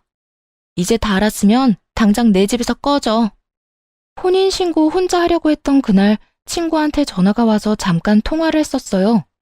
친구가 요즘은 좀 살아보고 늦게 신고한다면서 나중에 하라고 하더라고요. 안 그래도 그때 하도 아파트 때문에 속이 시끄러웠거든요. 이 사람과 결혼해도 되는지 고민을 많이 했고요. 그래서 일단 그날 안 하고 돌아섰다가 결혼식 준비로 계속 미루게 됐던 거죠. 그러다 시댁 인간들을 보고는 혼인신고하면 안 되겠다는 확신이 들었던 거고요. 계획이 완전 망했다는 걸 깨달은 시댁 인간들의 얼굴이 하얗게 질리더군요. 이렇게 했는데도 순순히 나가지 않을 것 같아서 바로 경찰을 불렀어요. 경찰 얘기가 나오자 겁을 집어먹었는지 허둥지둥거리기 시작했고요. 20분쯤 지났을까 경찰이 오니까 그제야 그들은 조용히 아파트를 나갔습니다. 그게 지긋지긋한 그 시댁 식구들의 마지막이었어요. 그렇게 다시 친정집으로 돌아왔습니다. 모든 이야기를 들은 아버지가 바로 명의 취하 소송을 시작하셨죠. 당연히 제가 승소했고 아파트는 제 명의로 변경되었고요. 그 와중에 전 남편 놈이 전화에 대고 메시지까지 보내대서 얼마나 지겨웠는지 몰라요. 눈앞에서 7억짜리 집이 날아갔는데 진짜 죽을 맛이었겠죠. 그러게 왜 부리지 말아야 할 욕심을 부렸을까요? 한 번은 어떤 일이 있었는지 아시나요? 전 남편 놈이 택배 기사라고 속이고 우리 집까지 와서 배를 눌렀더라고요. 택배라고 해서 무심코 나갔다가 전 시모랑 둘이 서 있는 걸 보고 얼마나 놀랐던지요. 전 시모는 저를 보자마자 울먹이면서 무릎을 꿇고 빌기 시작했답니다. 세아가 다 내 잘못이고 내 탓이다. 나이가 70이 다 돼가는데 여태껏 구질구질하게만 살아서 눈이 돌았나 보다. 아파트 한번 못 살아본 게 너무 아쉬워서 말이야. 아들만 다시 받아준다면 우리는 네 앞에 절대 나타나지 않고 조용히 살게. 제발 우리 아들 좀 용서해주면 안 되겠니? 자기야, 그동안 우리가 사랑했던 시간들을 생각해봐. 이렇게 끝낼 수 있어? 자기만 허락해주면 이제 가족들은 안 보고 살기로 결정했어. 그러니까 자기가 결정해주면 돼. 부모님 안 보고 살겠다고 결심하는 게 쉬운 건 아니잖아. 지금 아무 사이도 아닌데 뭔 결정을 해? 이제 너랑 길에서 마주치지도 않을 거니까 내 눈앞에서 사라져. 네가 그렇게 사랑하는 네 가족들이랑 행복하게 살라고. 내가 너한테 부모 만나지 말라고 한마디라도 했니? 누구한테 뭔 말도 안 되는 덤터기를 씌워. 당장 꺼져. 막말로 당신 집에는 돈 많잖아. 그냥 그 집에서 같이 오손도손 살면 됐을걸. 이게 뭐야? 내가 당신 입장이었다면 장인 장모 모시고 살았을 거야. 그렇게 네 부모님이 애틋하고 안타까우면 네 돈으로 효도해. 남의 돈 가로채서 대리효도할 생각 말고. 우리 아버지도 돈 힘들게 모아서 보태주신 거야. 그 돈은 뭐 하늘에서 떨어졌어? 너 같은 인간이랑은 다시 말하기도 싫으니까 눈앞에 나타나지 마. 또 오면 바로 스토킹으로 고소할 거야. 알았어? 그렇게 현관문을 쾅 닫아버리고 들어왔죠. 고소한다니까 무서웠는지 전 남편 놈은 지 엄마랑 얼른 달아나듯이 가버리더라고요. 그게 그놈의 마지막이었답니다. 그 이후 그 아파트는 꼴보기도 싫어서 바로 팔아버렸어요. 운 좋게도 집값이 조금 올랐더라고요. 차액은 아버지께 바로 다 드렸고요. 전 남편 놈이 친정까지 찾아오면 부모님께 죄송하니까 지금은 독립해서 살고 있어요. 일이 이렇게 되니 주변 사람들 보기에도 창피하고 스스로도 자괴감이 들더라고요. 결혼식도 비싼 데서 하고 드레스도 사면서 떠들썩하게 결혼했는데 말이에요. 6개월 정도는 너무 힘들었어요. 그래도 친한 친구들과 부모님이 제 잘못이 아닌데 왜 죄인처럼 사냐면서 당당하고 멋지게 살라고 좋은 말을 많이 해주셨어요. 그 덕분에 상처를 털고 일어나서 열심히 살아가려고 노력하고 있답니다. 새로운 직장으로 이직해서 열심히 일도 배우면서 지내고 있고요. 지금은 이혼 같지도 않은 이혼을 한 지 1년 정도 지났는데요. 남자라면 쳐다보기도 싫어서 그냥 계속 평생 혼자 살고 싶네요. 그때 뭣도 모르고 혼인신고를 바로 했더라면 지금쯤 어떻게 살았을까요? 그 집에서 시댁 인간들 온갖 수발 들고 자존심 다 깎아먹히며 살았겠죠. 여러분도 인생에서 중요한 선택을 할 때는 신중하게 하시길 바래요. 긴 이야기를 들어주셔서 감사하고 모두 건강하시기를 안녕하세요. 저는 서울에 살고 있는 30대 후반 여성입니다. 저는 22살 이른 나이에 남편과 결혼했어요. 저희 부부는 동갑내기 꼬꼬마 부부였죠.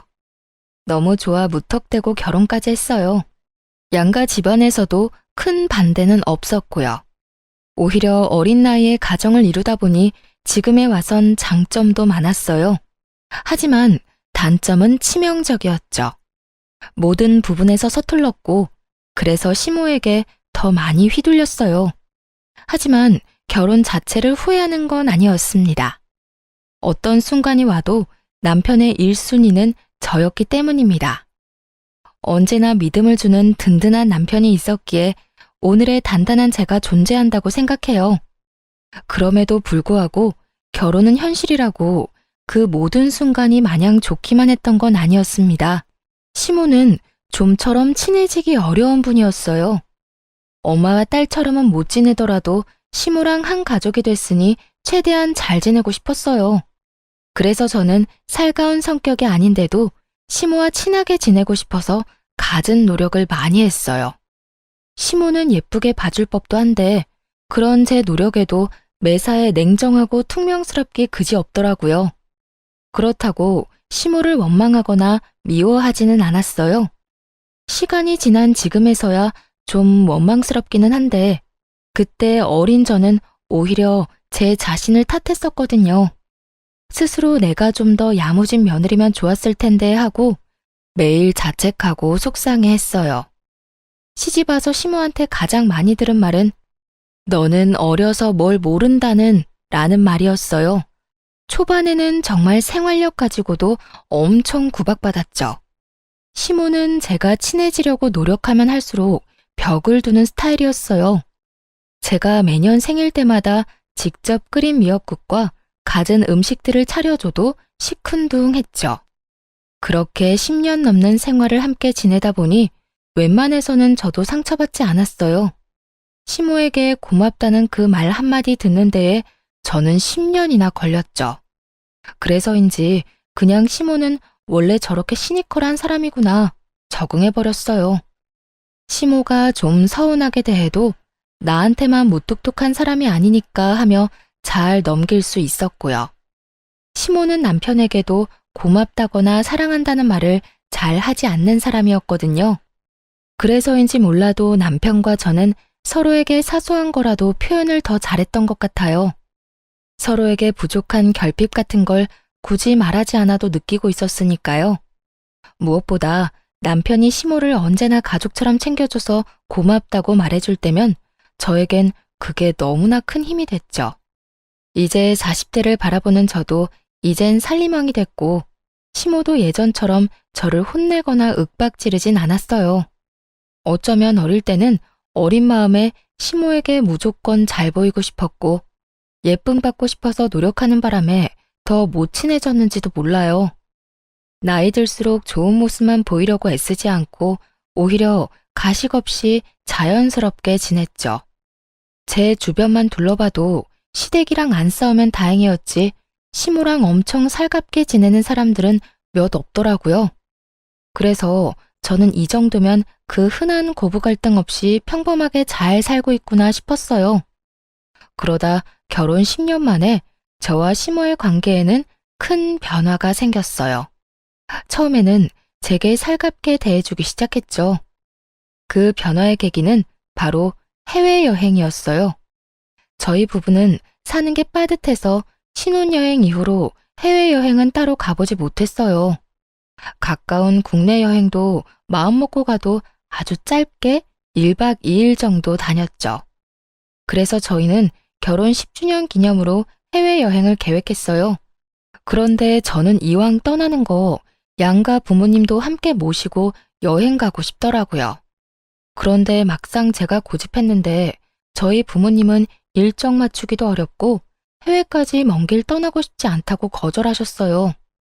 가족여행은 가까운 국내로 가고 싶으시다고 다음을 기약했죠. 의외로 무뚝뚝한 시모가 무조건 같이 가고 싶다고 좋아했고요. 남편은 오히려 말렸어요. 불편한 자리를 굳이 만들고 싶지 않다고 말이죠. 하지만 한 번쯤은 남편과 저를 위해서라도 더 늦기 전에 부모님과 좋은 추억을 남기고 싶었어요. 낯선 타국에서 저와 시모는 정말 모녀처럼 잘 지냈어요. 시모는 여행 내내 평소보다 싱글생글 아주 기분 좋아 보였어요. 저는 여행이 주는 좋은 에너지를 그때 비로소 알게 됐네요. 이상하게도 시모가 엄청 즐거워하니까 저 또한 몇 배로 더 즐겁더라고요. 그래서 자주는 못 떠나더라도 적어도 5년에 한 번은 이런 시간 갖자고 말했어요. 그랬더니 여행 마지막 날 시모가 감동의 눈물을 흘려서 정말 깜짝 놀랐죠. 어머님, 왜 그러세요? 우세요? 아이고, 정말 내가 주책이다. 나도 나이가 들긴 들었나 봐. 참으려 해도 도저히 눈물을 참을 수가 없네. 어머님, 혹시 어디가 불편하신 거예요? 불편하긴. 너무 기분이 좋아서 그런다. 내가 며느리 잘 둬서 이런 호강을 하네. 너 아니었으면 이 늙은이가 어디 이런 바깥 세상 구경이나 했겠니? 지금껏 표현은 잘 못했지만 내가 너한테 정말 고마워. 솔직히 너희끼리 여기 왔어도 상관없었을 건데 너무나 당연하게 나도 함께 여행 가자고 해서 얼마나 기뻤는지 몰라. 며느라, 정말 고맙다. 이 추억은 내가 평생 가슴에 두고두고 간직하마. 시모는 저희 부부랑 떠났던 해외여행이 엄청 인상적이었는지 여기저기에다 제 자랑을 하고 다니는 듯 했어요. 게다가 며느리와 아들과 함께한 동남아 여행이라며 톡 프로필 사진을 저와 찍은 사진으로 도배하셨더라고요. 그리고 저희 어머님 성격상 절대 마음에 없는 소리 할 뿐 아닌데 주변 사람들에게 엄청 제 칭찬을 하고 다닌다는 소식도 들었죠. 그리고 저 역시 저를 보는 시모의 눈빛이 엄청나게 달라졌다는 걸 피부로 많이 느꼈어요. 말투도 너무 사근사근했고 저를 바라보는 눈빛에는 언제나 애정이 뚝뚝 흘렀죠. 하지만 10년 만에 제게 표현했던 시모의 관심과 애정은 얼마 안 가서 차게 식어버렸어요. 얼마나 짧았으면 저는 꿈이라도 꾼 줄 알았다니까요. 집안에 새로운 식구가 들어오고 저는 순식간에 찬밥 신세가 되어버렸죠. 그냥 찬밥이 아니라 차별이라는 단어가 떠오를 정도였다니까요. 그 새로운 식구는 바로 동서였습니다. 시동생은 남편과 나이 터울이 조금 많이 났어요. 그래서 저희가 결혼하고 10년 만에 시동생이 결혼을 했죠.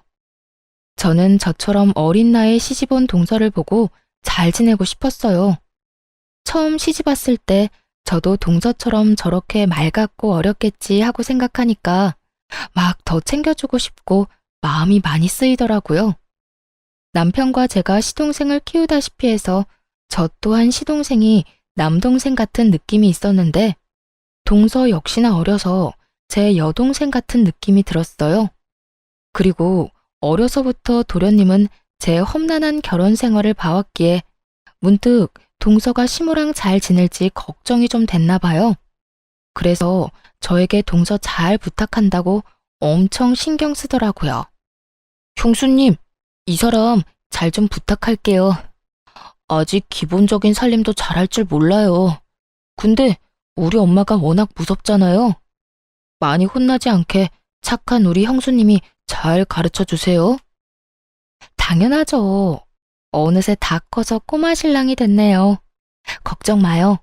내가 가르쳐 줄 수 있는 건 다 가르쳐 줄게요. 동서, 나도 드디어 동서가 생겨서 너무 기뻐요. 우리 앞으로 같이 잘 지내봐요. 그런데 우리 어머님 그렇게 안 무서워요. 가끔 츤데레 같은 면은 있으신데 마음이 엄청 따뜻한 분이거든요. 네? 아, 그렇구나. 근데 어머님 전혀 안 무섭던데? 저한테는 엄청 잘해주셨어요. 되게 예뻐해 주시던데. 어머, 그럼 너무너무 다행이네요. 그래도 혹시 힘든 일 있으면 나한테 꼭 말해요. 말 편하게 해도 되죠? 내가 동서 도울 수 있는 건 언제나 도와줄게. 네, 편하게 하세요. 말씀 감사해요. 동서는 분명 계속 웃고 있었지만 어쩐지 조금 새침해 보였어요. 저는 아직은 낯을 가려서 그런 거라 생각했죠. 솔직히 제가 시모를 아무리 좋아한다 해도 제가 20대 때 겪은 시모는 많이 무서웠기 때문에 당연히 어린 동서가 무척 걱정되긴 했어요. 그런데 동서가 곧바로 제게 시모에게 엄청 예쁨 받는다고 말하니 저는 질투는커녕 너무 다행이라 생각했죠. 비유를 하자면 시모가 약간 이빨 빠진 호랑이처럼 변했구나 싶었어요. 그런데 시동생과 동서랑 대화를 한참 나누고 있는데 시모가 급한 일이라도 있는 듯 제게 달려와서 뜬금없이 날카로운 송곳니를 드러내더라고요. 예, 깜짝이야. 어머님, 무슨 일 있으세요? 너 혹시라도 우리 새아가한테 시집살이 하려거든 당장 꿈 깨라. 네? 어머님, 갑자기 그게 무슨 말씀이세요? 제가요? 내 말은 너 혹시라도 10년 먼저 결혼했다고 우리 집 귀하디 귀한 새 가족한테 이상한 유세 떨지 말란 말이야. 알겠니? 요즘 말로 그 뭐니? 꼰대라는 말이 있지 않니? 혹여나 못 연장자라고 알려준답시고 괜히 나서지 말고 우리 새아기 앞으로 너는 이 시엄마만 믿어라. 알겠지? 농담이라 하기에 시모의 말은 너무 따끔했고 그 표정은 저를 잡아먹을 듯 으르렁거렸어요. 저는 그 상황이 당황스러우면서도 동서 앞이니 민망하더라고요. 시모에게 며느리라 하면 당연히 저도 포함 아닌가요? 그런데 시모는 저는 마치 며느리가 아닌 것처럼 동서에게만 우리 귀한 며느리라 칭하면서 뜬금없이 제게 경고장을 날렸어요. 누가 보면 제가 동서한테 시집살이라도 하는 줄 알겠더군요. 엄마, 뭐 잘못 드셨어요? 갑자기 흥분해서 왜 그래? 우리 형수님이 그럴 사람이야? 너는 이 녀석아, 네 형수 편 들기 전에 새애기나 잘 챙겨. 다행히 그 상황이 저만 당황스러운 건 아니었나 봐요. 시동생 역시 황당하다는 듯 흥분한 시모를 뜯어말렸죠. 하지만 시모는 아랑곳하지 않고 침을 튀겨가며 제게 말했어요. 어린 동서가 혹시라도 마음고생하지 않게끔 눈치 주지 말고 잘 챙기라고요. 제게 신신당부하는 시모를 보는데 썩 기분이 좋지는 않았어요. 맹세코 동서를 미워하거나 그럴 마음 전혀 없었는데 괜히 시모가 동서 앞에서 이상한 소리 하니까 마음이 확 상했죠. 그런데 동서의 말에 저는 한 번 더 충격을 받았어요. 어머님 짱! 제 편 들어주셔서 감사해요. 저 너무 든든한 거 있죠? 아유, 예뻐라. 어쩜 저렇게 애교가 흘러넘칠까? 색이 너 보면 안 좋았던 기분도 다 좋아져. 분명 그 상황에서 동서가 할 적절한 말이 아니잖아요. 그냥 어려서 그런 거겠지 넘어가기엔 동서의 반응이 너무 이상하고 찝찝했어요. 게다가 동서는 그 상황을 즐기고 있는 듯한 얼굴이었죠. 하지만 갓 결혼한 서방님이 엄마에 이어서 너까지 눈치 없이 굴지 말라며 새색시인 동서를 혼내는 바람에 저도 따로 말은 덧붙이지 않았네요. 대신 어머님께는 참지 않고 말했어요. 아, 그러니까 어머님 말씀은 어머님이 저한테 그러셨던 것처럼 하지 말라는 거죠? 뭐? 걱정 마세요. 저는 워낙 누구한테 미운 말은 못하는 성격이라서요. 시모는 제 말 듣고 입을 꾹 다물더라고요. 얼굴 보니까 본인이 어떻게 행동했었는지 머릿속으로 막 떠올리는 듯 했어요. 동서는 둘째치고 갑자기 제가 시모한테 왜 미운 털이 박힌 건지 집에 가서 나름대로 그 상황을 분석해보려 했어요. 분명 여행 후에 사이가 좋아졌다고 생각했는데 갑자기 저에게 적대적인 시모를 보면서 제가 모르는 어떤 이유가 있을지 모르겠다 싶었죠. 저도 모르게 무슨 실수를 한 건 아닐까 생각했는데 아무리 생각해도 이유를 찾을 수 없었어요. 그래서 한동안 시댁에 발길 딱 끊었어요. 그게 제가 유일하게 할 수 있는 표현이었죠. 10년 동안 시모에게 아무리 혼나도 시댁에 안 가겠다는 말은 해본 적 없는 저였거든요. 남편에게 시댁에 혼자 다녀오라고 하니까 아니나 다를까 저희 남편 엄청 놀라더군요. 당신 혹시 엄마랑 무슨 일 있어? 그게... 아니야, 별일 없었어. 나 좀 피곤해서. 오늘은 그냥 당신 혼자 어머님 댁 다녀올래? 그래, 푹 쉬고 있어. 그 대신 무슨 일 있으면 나한테 꼭 말하기다. 알겠어. 남편이 무슨 일 있냐고 묻는데 딱히 꼬집어서 말할 게 없더라고요. 아니 어머님이 나를 갑자기 이유 없이 미워하는 것 같고 새로운 동서는 나를 별로 안 좋아하는 것 같다고 말하기엔 너무 유치하고 제 주장을 뒷받침할 만한 것도 없잖아요. 그래서 답답하지만 아무런 말도 못하고 그냥 넘어갔어요. 저희 남편은 눈치가 빨라서 혹시 나중에라도 무슨 일이 있으면 마음에 담아두지 말고 꼭 얘기하라고 신신당부했죠. 저는 정말 그게 제 자격지심이거나 오해라면 시간이 해결해주겠지 생각했어요. 조금 시간이 지나고 저는 제 마음이 괜찮아졌을 때 시댁에 갔어요. 시모와 동서는 제게 나쁜 의도가 없었는데 제가 그날 좀 많이 예민했던 걸 수도 있는 거니까요. 하지만 그동안 제가 혼자 생각한 게 저의 확대 해석이 아니라는 걸 시댁 가서 확실히 알았네요. 시모와 동서는 이제 대놓고 저를 배제하더군요. 둘은 저를 두고 눈길 한번 말 한마디 안 걸었어요. 그러고 둘이서 주말에 같이 쇼핑 가자, 데이트하자는 둥 둘만 하는 이야기만 계속했죠. 애초에 낄 생각도 없었지만 너무 티나게 저를 무시하는 덕분에 저는 그 자리에 없는 투명인간이라도 된 듯 했습니다. 어머님, 이번 주에 또 백화점 갈까요? 엄청 맛있는 디저트 집이 새로 오픈했대요. 그래? 네가 가고 싶으면 내가 같이 가야지. 역시 어머님 최고. 그럼 저번에 먹었던 솥밥 먼저 먹고 그 다음에는 후식으로 디저트 먹으러 갈까요?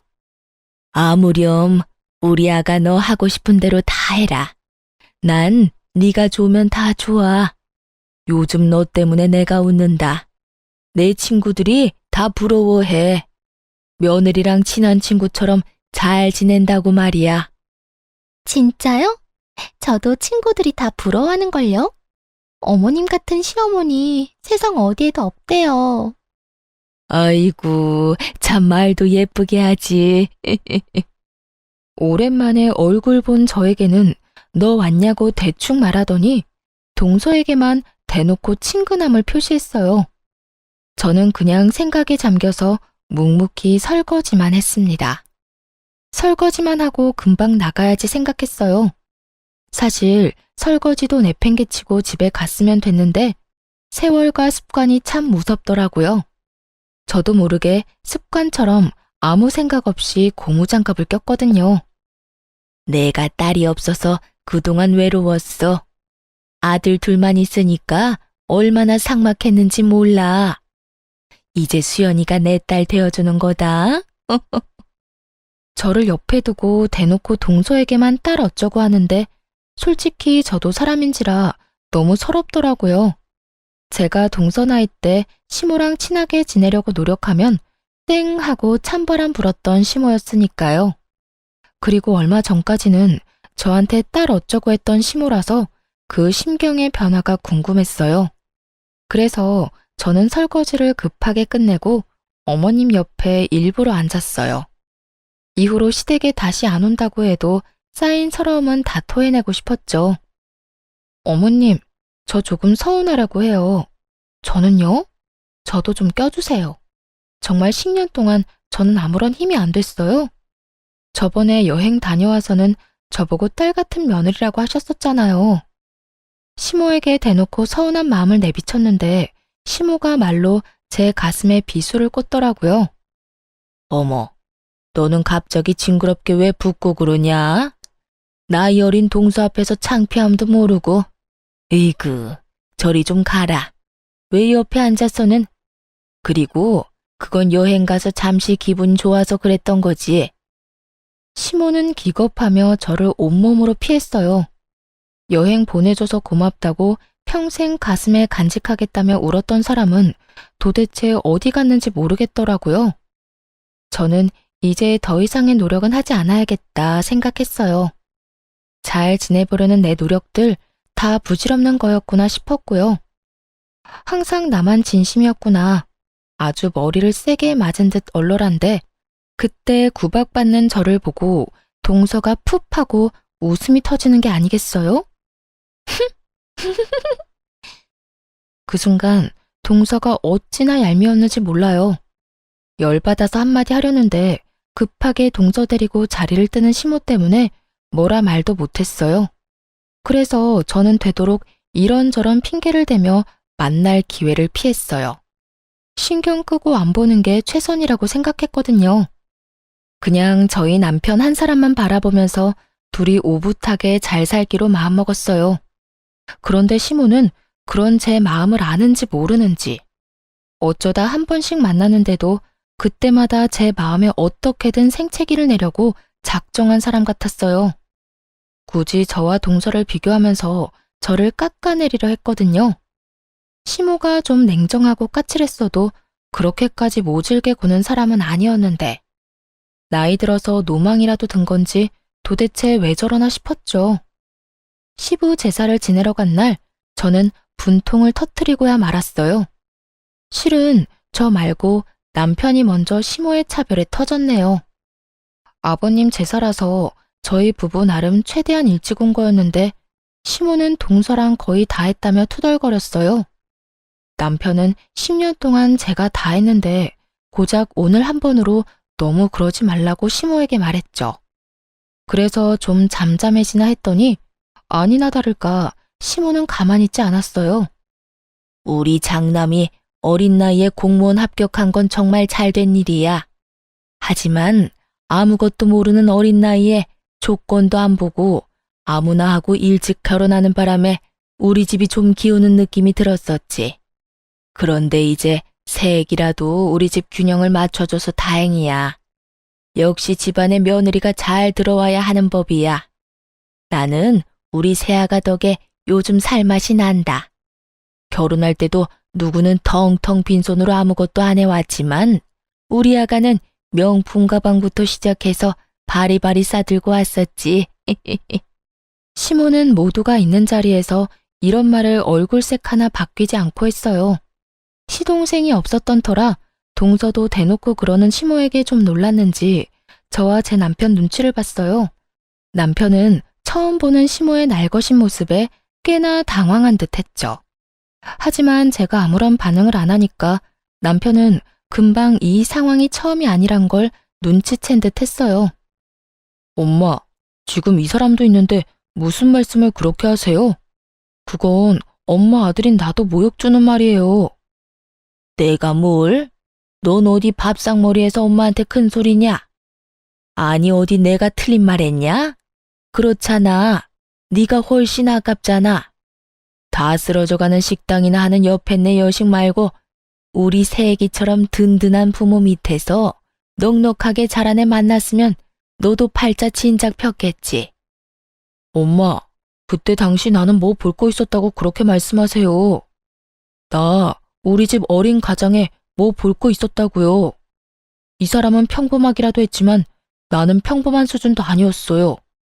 보잘것없는 집안의 가장에 불과했었다고요. 넌 이 녀석아 나란 일하는 공무원이잖아. 어딜 감히 너랑 쟤를 비교해? 제발요. 그놈의 공무원 타령 좀 그만하실 수 없으세요? 남편은 아내인 제 편을 드는 것도 있었지만요. 본인 스스로가 시모에게 제일 듣기 힘들어하는 말이 바로 공무원인 내 아들이 최고다 라는 말이었어요. 남편에게는 그럴 만한 사정이 있었거든요. 뭐? 근데 이놈이 오늘따라 왜 이렇게 날카로워? 공무원 합격하기가 어디 쉽냐? 두고 봐. 난 내 무덤까지 가서 그 얘기할 거다. 그렇게 자랑스러운 일을 왜 입막음 하니? 너 설마 결혼한 지 이렇게 오래됐는데 아직 네 부인한테 잡혀 사는 거야? 예, 네가 말해봐라. 네가 네 서방 잡는 거야? 왜 내가 내 아들 칭찬도 마음대로 못하니? 어머님, 저한테 묻지 마세요. 어머님 아들이니까 아들 마음 저보다 잘 아실 거잖아요. 근데 이게? 엄마, 진짜 왜 이러세요? 내가 만약 이 사람한테 잡혀 살았으면 그때 엄마 모시고 다 같이 해외여행이나 갔다 왔겠어요? 그때 여행도 다 이 사람이 저랑 엄마 생각해서 준비했는데 왜 그런 맘들은 모른 척 하시고 이 사람한테 계속 모진 말만 내뱉으세요? 도대체 왜 그러시냐고요? 어머머, 정말 여행 한번 갔다 온 거 가지고 엄청 우려먹는구나. 넌 신랑 앞세워서 이사달 만드니까 좋아? 그깟 해외여행 딱 한 번 가지고 말이야. 엄마, 정말 마지막으로 말씀드리는데 더 이상 후회할 행동하지 마세요. 내가 쟤한테 뭐가 아쉬워서 후회를 해? 참나. 저 사람한테 막대하는 거 저 더 이상 못 참아요. 아무리 엄마라 해도요.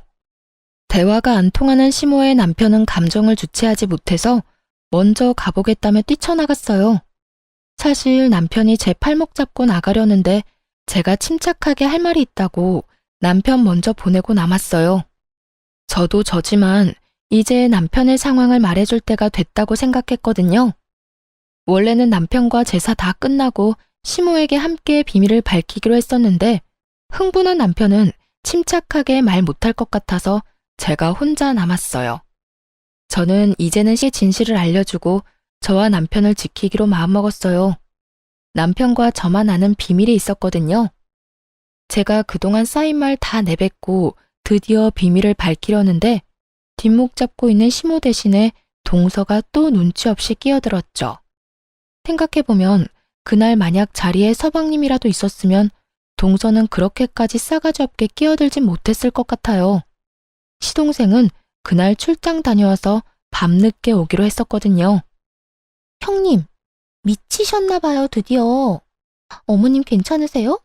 이제 제가 있으니까 걱정 마세요.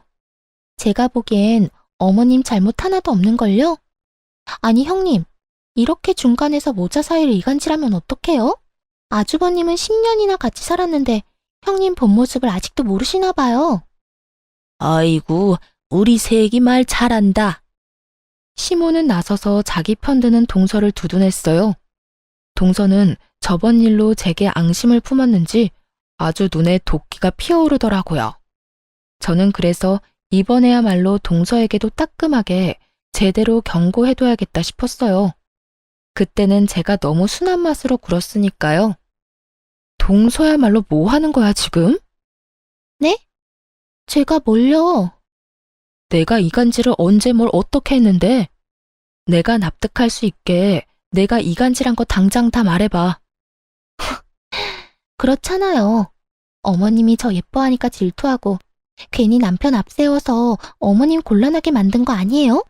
말 함부로 하지 마, 동서. 내가 질투했다고? 난 어머님이 나한테 독박으로 일 시키고 구박해도 동서 탓한 적 없어.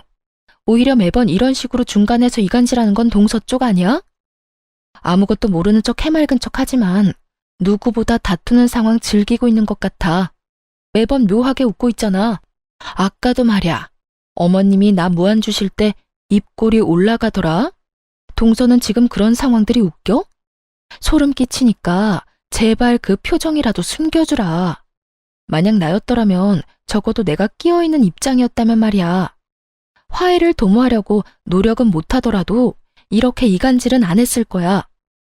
형님, 제가 언제 웃었다고 그래요? 제가 시원하게 일침 날리자 동서는 전곡을 찔린 것처럼 어버버거리더군요.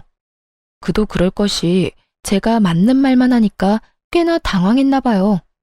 동서는 자기가 언제 웃었냐며 목소리가 쥐구멍 들어갈 만큼 작아지더라고요. 그래서 저는 활용점정으로 그들에게 제대로 된 이간질이란 걸 알려주기로 마음먹었어요. 설마 내가 저번에 동서 편 안 들어줬다고 이러는 건 아니지? 어머님, 동서가 그러더군요. 세상에 딸 같은 며느리는 없다고요. 며느리는 며느리래요. 그러니까 어머님도 동서 좀 쉬게 주말에 전화 좀 그만하세요. 오죽했으면 사이 좋지도 않은 저한테 힘들다고 하소연했겠어요? 그게 어머님, 그런 거 아니에요. 아니, 형님, 그걸 지금 여기서 왜 말해요? 그게 정말이냐? 아니 언제는 네가 먼저 주말마다 보자며. 어머님, 그게 아니라요. 아니, 저도 제 시간이라는 게 있잖아요. 너무 자주 연락 주시니까.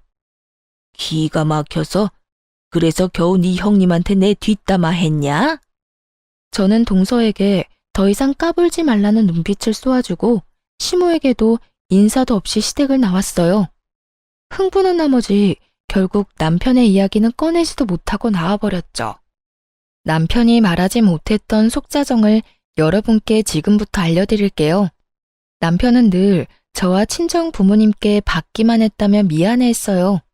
그런데 시모는 대놓고 제게 모질게 구니까 죄스러워했죠. 남편이 저를 사랑하기도 하지만 그러는 데에는 커다란 이유가 있었어요. 저는 평범한 가정에서 자랐어요. 부모님께서는 오랫동안 한자리에서 식당하는 자영업자이셨죠. 남편과 저는 연애하다가 이른 나이에 사랑만 보고 결혼했어요. 준비 없이 한 결혼이라 저와 남편은 당시에 가진 게 정말 없었죠. 두 몸뚱이와 달마다 받는 각자의 월급이 재산의 전부였어요. 저희는 사회초년생들이었기에 정말 밑바닥부터 시작했죠. 심지어 남편은 시댁의 장남이자 가장이었으니까 더 힘들어했어요. 그럴 때마다 친정에서 크게는 못 도와줘도 항상 살림에 보태라고 가게 식재료 나눠주시고 했어요.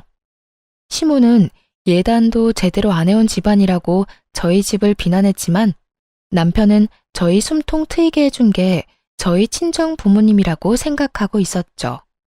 사실 남편은 시댁 가족들 몰래 공무원을 그만두고 저희 친정 부모님이랑 같이 일하고 있는 상태였어요.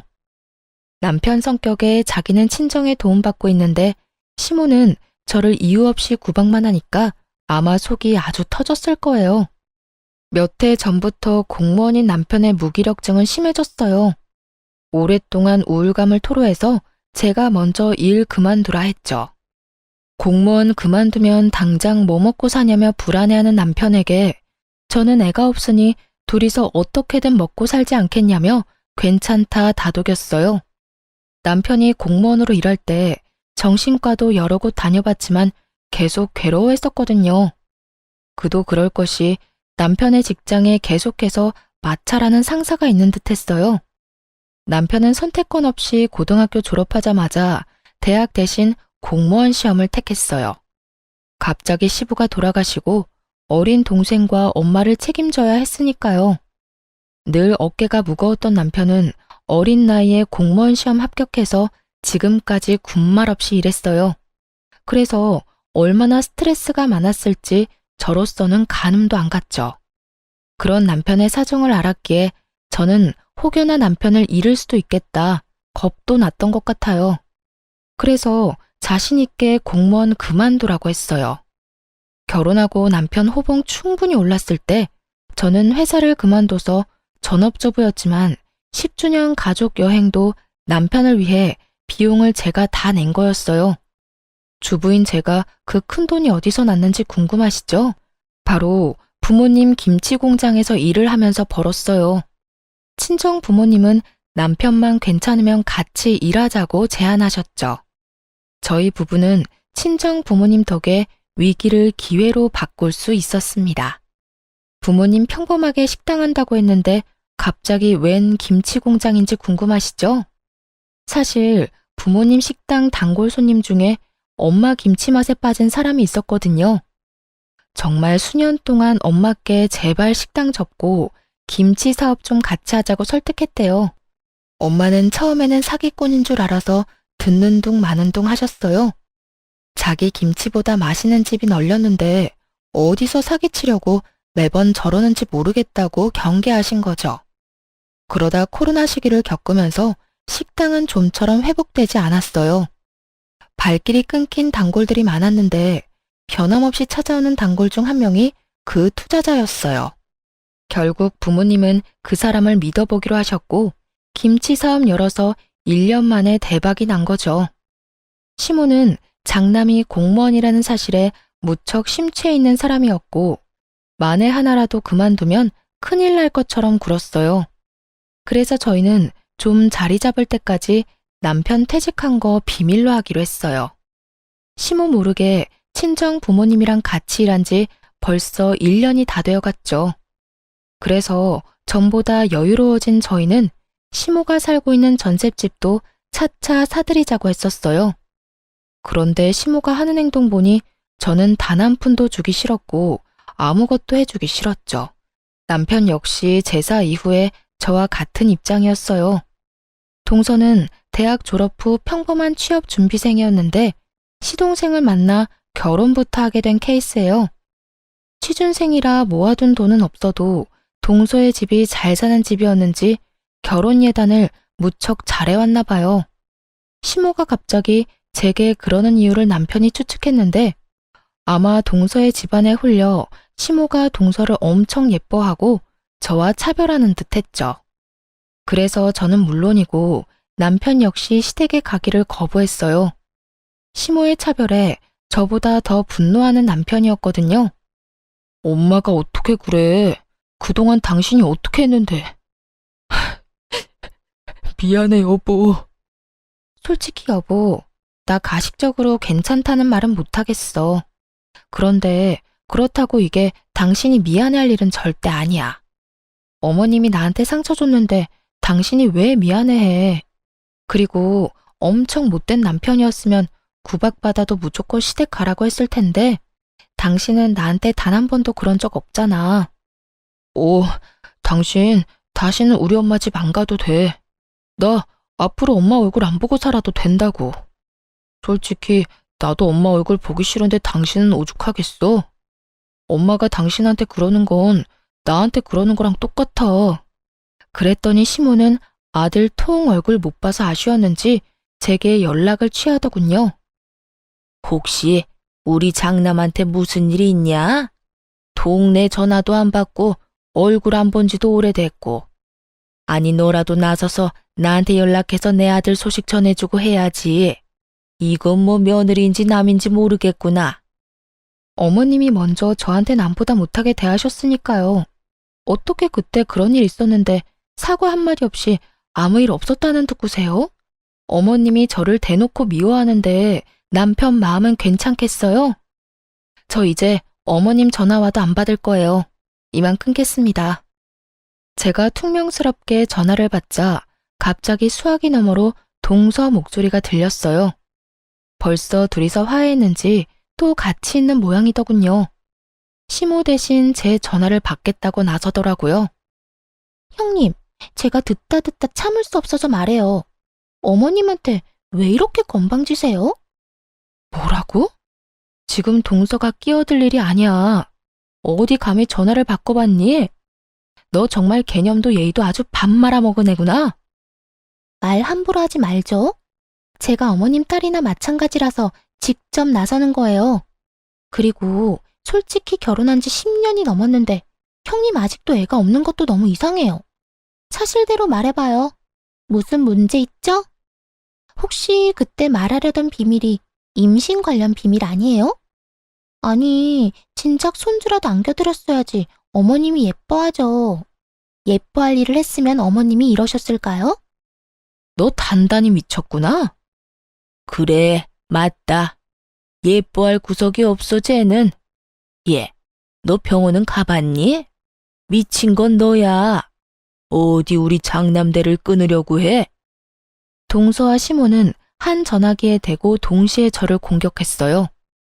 임신 이야기는 여자라면 누구에게나 예민한 주제인데 그렇게 함부로 얘기하는 동서를 보고 일반적인 사람은 아니구나 싶었죠. 저는 너무 기가 막혀서 전화를 확 끊어버렸습니다. 녹음 잘 되어 있길래 당연히 서방님한테 녹음본 보냈어요. 아무리 그래도 한참 윗사람인 제게 어머니 앞세워서 이러면 안 된다고요.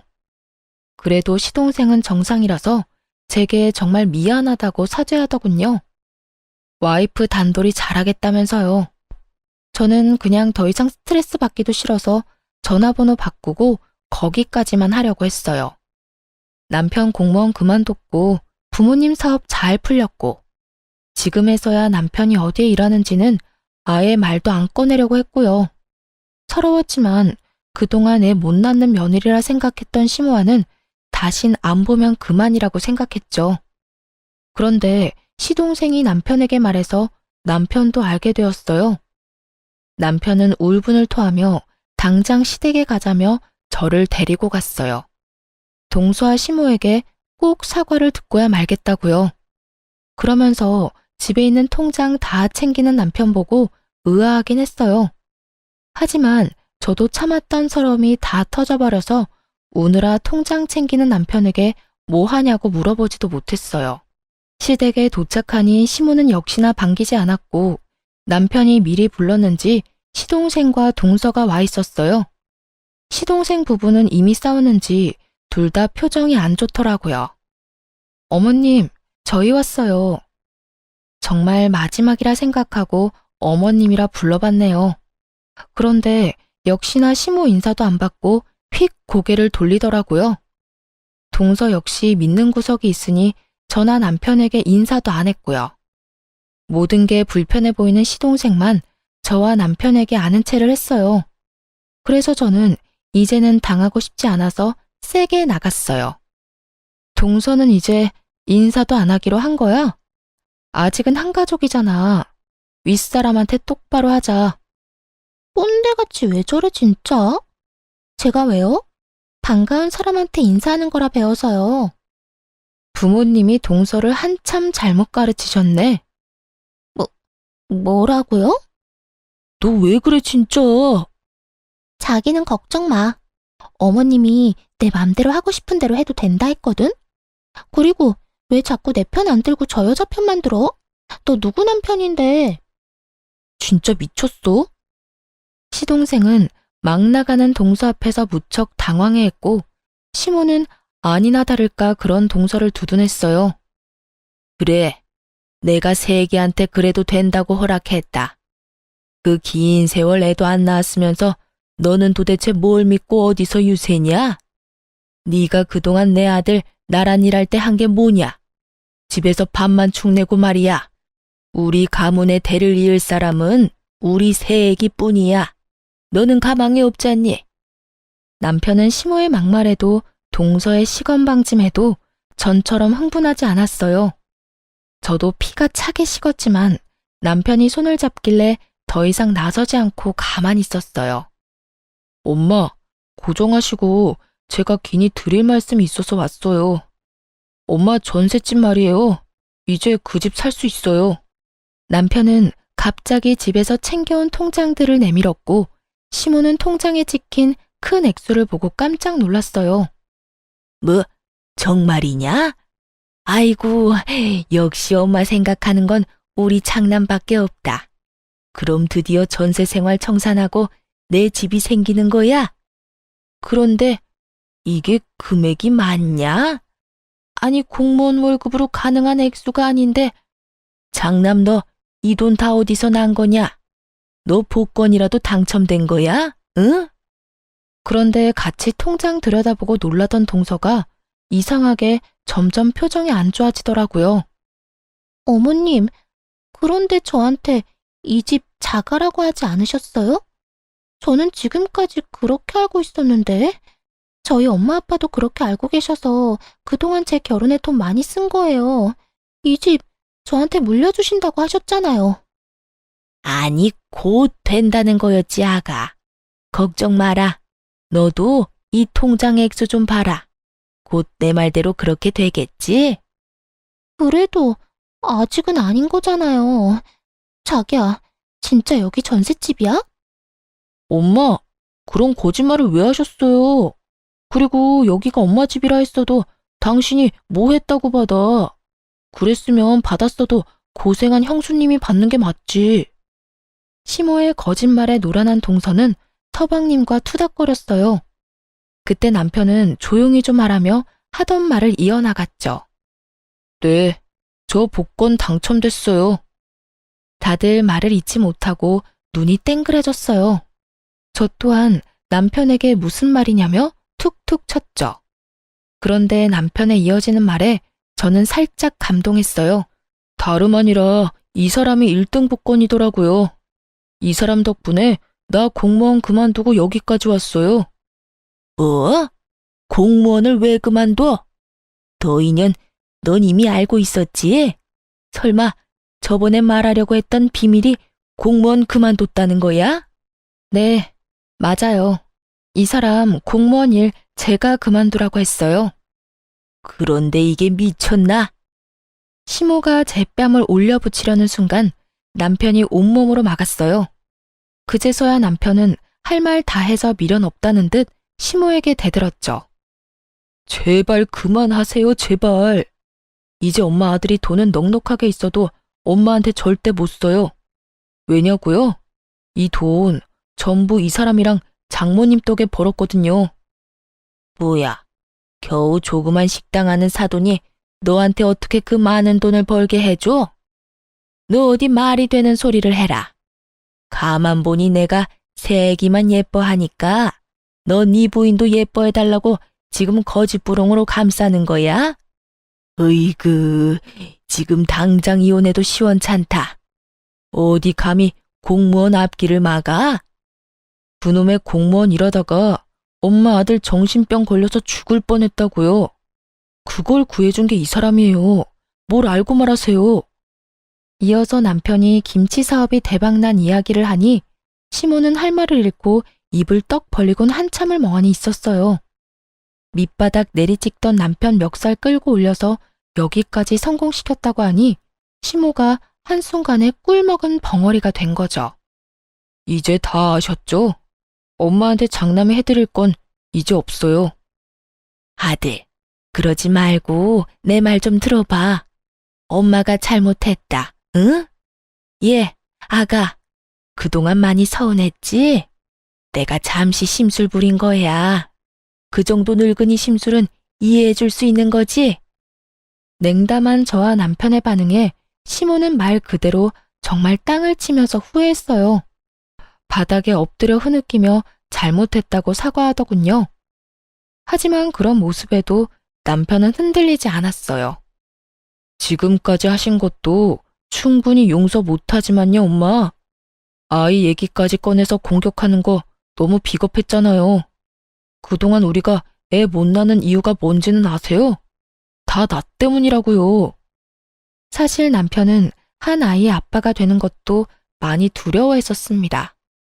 시부 일찍 돌아가시고 한 가정의 가장이었기에 남편은 항상 사람 일 어떻게 될지도 모른다고 생각했었어요. 또 공무원 일하는 자신이 많이 불안정하게 느껴지니 아이 만들기를 거부했죠. 그래서 지금까지 아이를 안 낳았어요. 저는 낳고 싶었지만 남편이 원하지 않으면 딩크족으로 아이 없이 남편과 둘이 사는 것도 나쁘지 않다고 생각했거든요. 그런데 시모는 아무것도 모르고 애 못 낳는 며느리라고 저를 모함하니 남편이 미치고 팔짝 뛸 노릇이었던 겁니다. 시모는 악어의 눈물 조금 흘리다가 자기가 원하는 대로 상황이 흘러가질 않자 정신 못 차리고 이렇게 말했어요. 그깟 김치 사업 돈맛 조금 봤다고 뭐가 달라지냐? 못된 네가 내 아들 꼬셔서 지금 이 사달 만든 거지? 저는 어머님이 진심 어린 사과하면 시간이 많이 흐르고 난 뒤에 저희 관계도 조금이나마 괜찮아질 거라 희망을 가졌어요. 그런데 여전히 제 탓을 하시네요. 그동안 제가 어머님께 잘해드린 시간이 너무 아까워요. 저희 그래도 10년이면 가족 아니었어요? 저는 오늘 남편이 어머님 편 들었으면 남편이랑도 이혼했을 거예요. 그 정도로 어머님이 제게 너무했다고요. 그런데 남편이 제 편이라서 얼마나 다행인지 모르겠네요. 그리고 너 동서라고 부르기도 싫다. 새파랗게 어린 게 어디서 분탕질이니? 너 백수잖아. 언제까지 네 부모님이 도와주시겠어? 뭐 하시는 분들인지는 모르겠다만 앞으로 똑바로 살아. 아님 너도 10년 후에 나처럼 시댁에서 팽당하고 내꼴난다. 뭐라고요? 난 당신처럼 멍청하게 안 당해. 야, 아까부터 내 와이프한테 함부로 말하지 마. 내 동생 부인이라서 내가 겨우 참은 거야. 너 정말 사람 보는 눈 없다.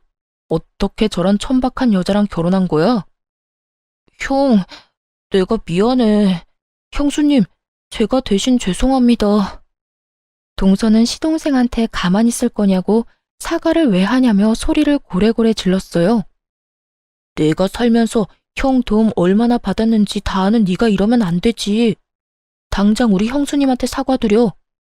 너 이런 애인 줄 알았으면 나 너랑 결혼 안 했어. 왜 이렇게 독해? 우리 엄마한테 배운 거야? 자기 정말로 미쳤어? 내가 사과를 왜 해? 가만히 있지 말고 어머님이 말해봐요. 저 어머님만 믿었다가 이렇게 바보 됐잖아요. 그리고 왜 거짓말했어요? 집 자가라며. 이제는 장남한테 팽당해서 집도 못 사겠네요. 저한테 뭐 다른 거 주실 건 있으세요? 아니, 근데 너는 왜 이렇게 끼어들 자리 구분을 못하니? 언제는 다 내 맘대로 하라면서요. 동서는 차가운 시동생의 반응에 울컥했는지 시모에게 달려들어서 왜 거짓말했냐며 따져 물었어요. 그런 동서를 보고 시동생은 안 되겠다 싶었는지 거칠게 끌고 시댁을 나섰어요. 시모는 나가는 순간까지 발악하는 동서를 보고 어디 저 싹스노란 게 버릇없이 날뛴다며 욕을 퍼부었어요. 그러면서 다시 은근슬쩍 저희 부부에게 기대려 했죠. 하지만 저희는 냉담하게 끊어내고 시댁을 나섰습니다.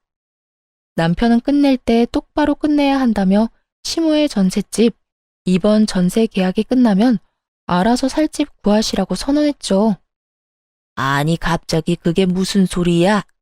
집도 안 사주고 전셋집 계약도 안 해주면 난 어디서 살라는 거야? 그동안 편히 사셨잖아요. 저는 아들 돌이 다 했어요. 복지센터 가서 수급자 집 알아보시던가요. 그렇게 못해. 내가 왜?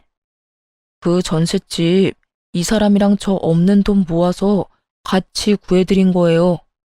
좀 더 나은 환경에서 지내셨으면서 무리해서 구해드린 거라고요. 이 사람 마지막으로 퇴직할 때 퇴직금 보탠 건데 온갖 미움받고 구박받은 시어머니한테 그걸 줄 순 없잖아요. 뭐라고? 아이고, 난 그런 줄도 모르고. 아가, 미안하다. 정말 미안해. 시모가 제 바짓가랑이 잡는데 하나도 불쌍하지 않았어요. 그동안 이런 사람한테 진심으로 대했던 제 자신이 더 불쌍하게 느껴졌죠. 남편은 공무원 일보다 저희 부모님과 하는 김치 공장 일이 적성에 맞는지 요즘 아주 날아다녀요. 저희 엄마 김치 공장에는 아빠가 사장으로 계시고 저희 남편이 부사장으로 있어요. 저희 가족 열심히 김치 담그고 공장 직원들과 함께 열심히 일하다 보니 해외 계약권도 생기고 규모도 더 커져서 직원 늘리고 바쁘게 살고 있습니다. 당장 돈을 소비하는 기쁨은 없지만 통장에 차곡차곡 쌓이는 재미는 느끼고 있어요. 시동생은 그 후로 동서와 바로 이혼해버리더라고요. 동서라는 여자는 시동생의 이혼 선언에 엄청 울면서 붙잡았대요. 알고 보니 그 여자의 집안도 없는 살림이었는데 시모집 하나 받겠다고 잘 보이려고 이것저것 무리해서 해온 모양이었나 봐요. 시동생에게 들어보니 결국 이혼했는데 나중에 시모에게 준 거 다 내놓으라고 그 여자애와 그 집안 사람들이 찾아와서 한바탕 뒤집어 놨다네요. 시모는 자기 아들 이혼남 만들었으면서 어디 나대냐고 여자의 머리채 잡았다고 합니다. 재산 쥐뿔도 없는 집안인 거 뒤늦게 알고 시모도 엄청 분노했다고 하네요. 결국 시모는 받았던 예단도 다 빼앗기고 전셋집도 없어져서 한순간에 빈털터리가 됐어요. 아쉬울 게 많은 시모는 뒤늦게 저희 남편에게 얼굴 좀 보고 지내자며 다시 예전처럼 지내고 싶다고 찾아왔어요. 저희 부부가 전화번호를 바꿨는데 시동생이 바뀐 번호도 안 가르쳐줬다면서요. 엄마, 2번 다시는 저 찾아오지 마세요. 제가 후회할 일 만들지 말라고 했잖아요. 몇 번이나 그만하라고 애원할 때는 안 들으시더니 저까지 이혼남 만들고 싶으면 이렇게 또 찾아오시고요. 오늘 이후로 엄마 얼굴 보이는 순간 저 공장이고 결혼 생활이고 다 포기하고 이 사람이랑 이혼 후에 엄마한테 갈 거니까 그렇게 하세요. 그럼 난 엄마 옆에서 아르바이트나 하면서 평생 살아야죠. 시모는 그 말에 엄청 충격받았는지 더 이상 남편에게 매달리기를 포기하고 시동생이랑 그저 조용히 살고 있습니다. 따지고 보면 제일 잘못 없는 시동생만 벌받고 있는 것 같네요. 착한 시동생은 이혼하고도 시모를 버리지 않고 모셨어요. 자기가 버리면 결국 형이 엄마를 모셔야 할 테니 자기가 모시겠다고요. 그리고 이렇게 말해줬어요. 형수, 형, 둘만 생각하고 행복하게 살아요. 엄마는 내가 알아서 할게요. 그동안 내가 2사람한테 받은 게 있잖아요. 저와 남편은 요즘 웃음이 끊이질 않아요. 스트레스였던 것들이 다 사라져서 그런지 남편은 예전처럼 약을 먹지 않아도 잠을 잘 자요. 저는 남들보다 조금 늦은 나이지만 자연 임신까지 성공했답니다. 마음의 건강을 되찾은 남편은 더 이상 아이를 가지는 것에 대한 두려움도 없어요. 임신했다고 하니 기뻐하면서도 늦은 나이에 아이를 갖게 해서 제게 너무 미안하다고 울더군요. 요즘 부부의 문제가 아닌 걸로 고부 갈등으로 이혼하는 사람들도 많잖아요. 하지만 저는 아무리 고부 갈등이 심해도 남편이 중심을 잘 잡아준다면 그 결혼은 깨지지 않을 수 있다고 충고해주고 싶어요. 제가 직접 겪어봤으니까요. 저도 만약 저를 지탱해주는 남편이 없었다면 저희 아기를 만날 수 없었겠죠? 그럼 여러분, 제가 부디 건강히 출산할 수 있도록 축복해 주시길 바랍니다. 지금까지 제 긴 사연 함께 들어주셔서 감사합니다.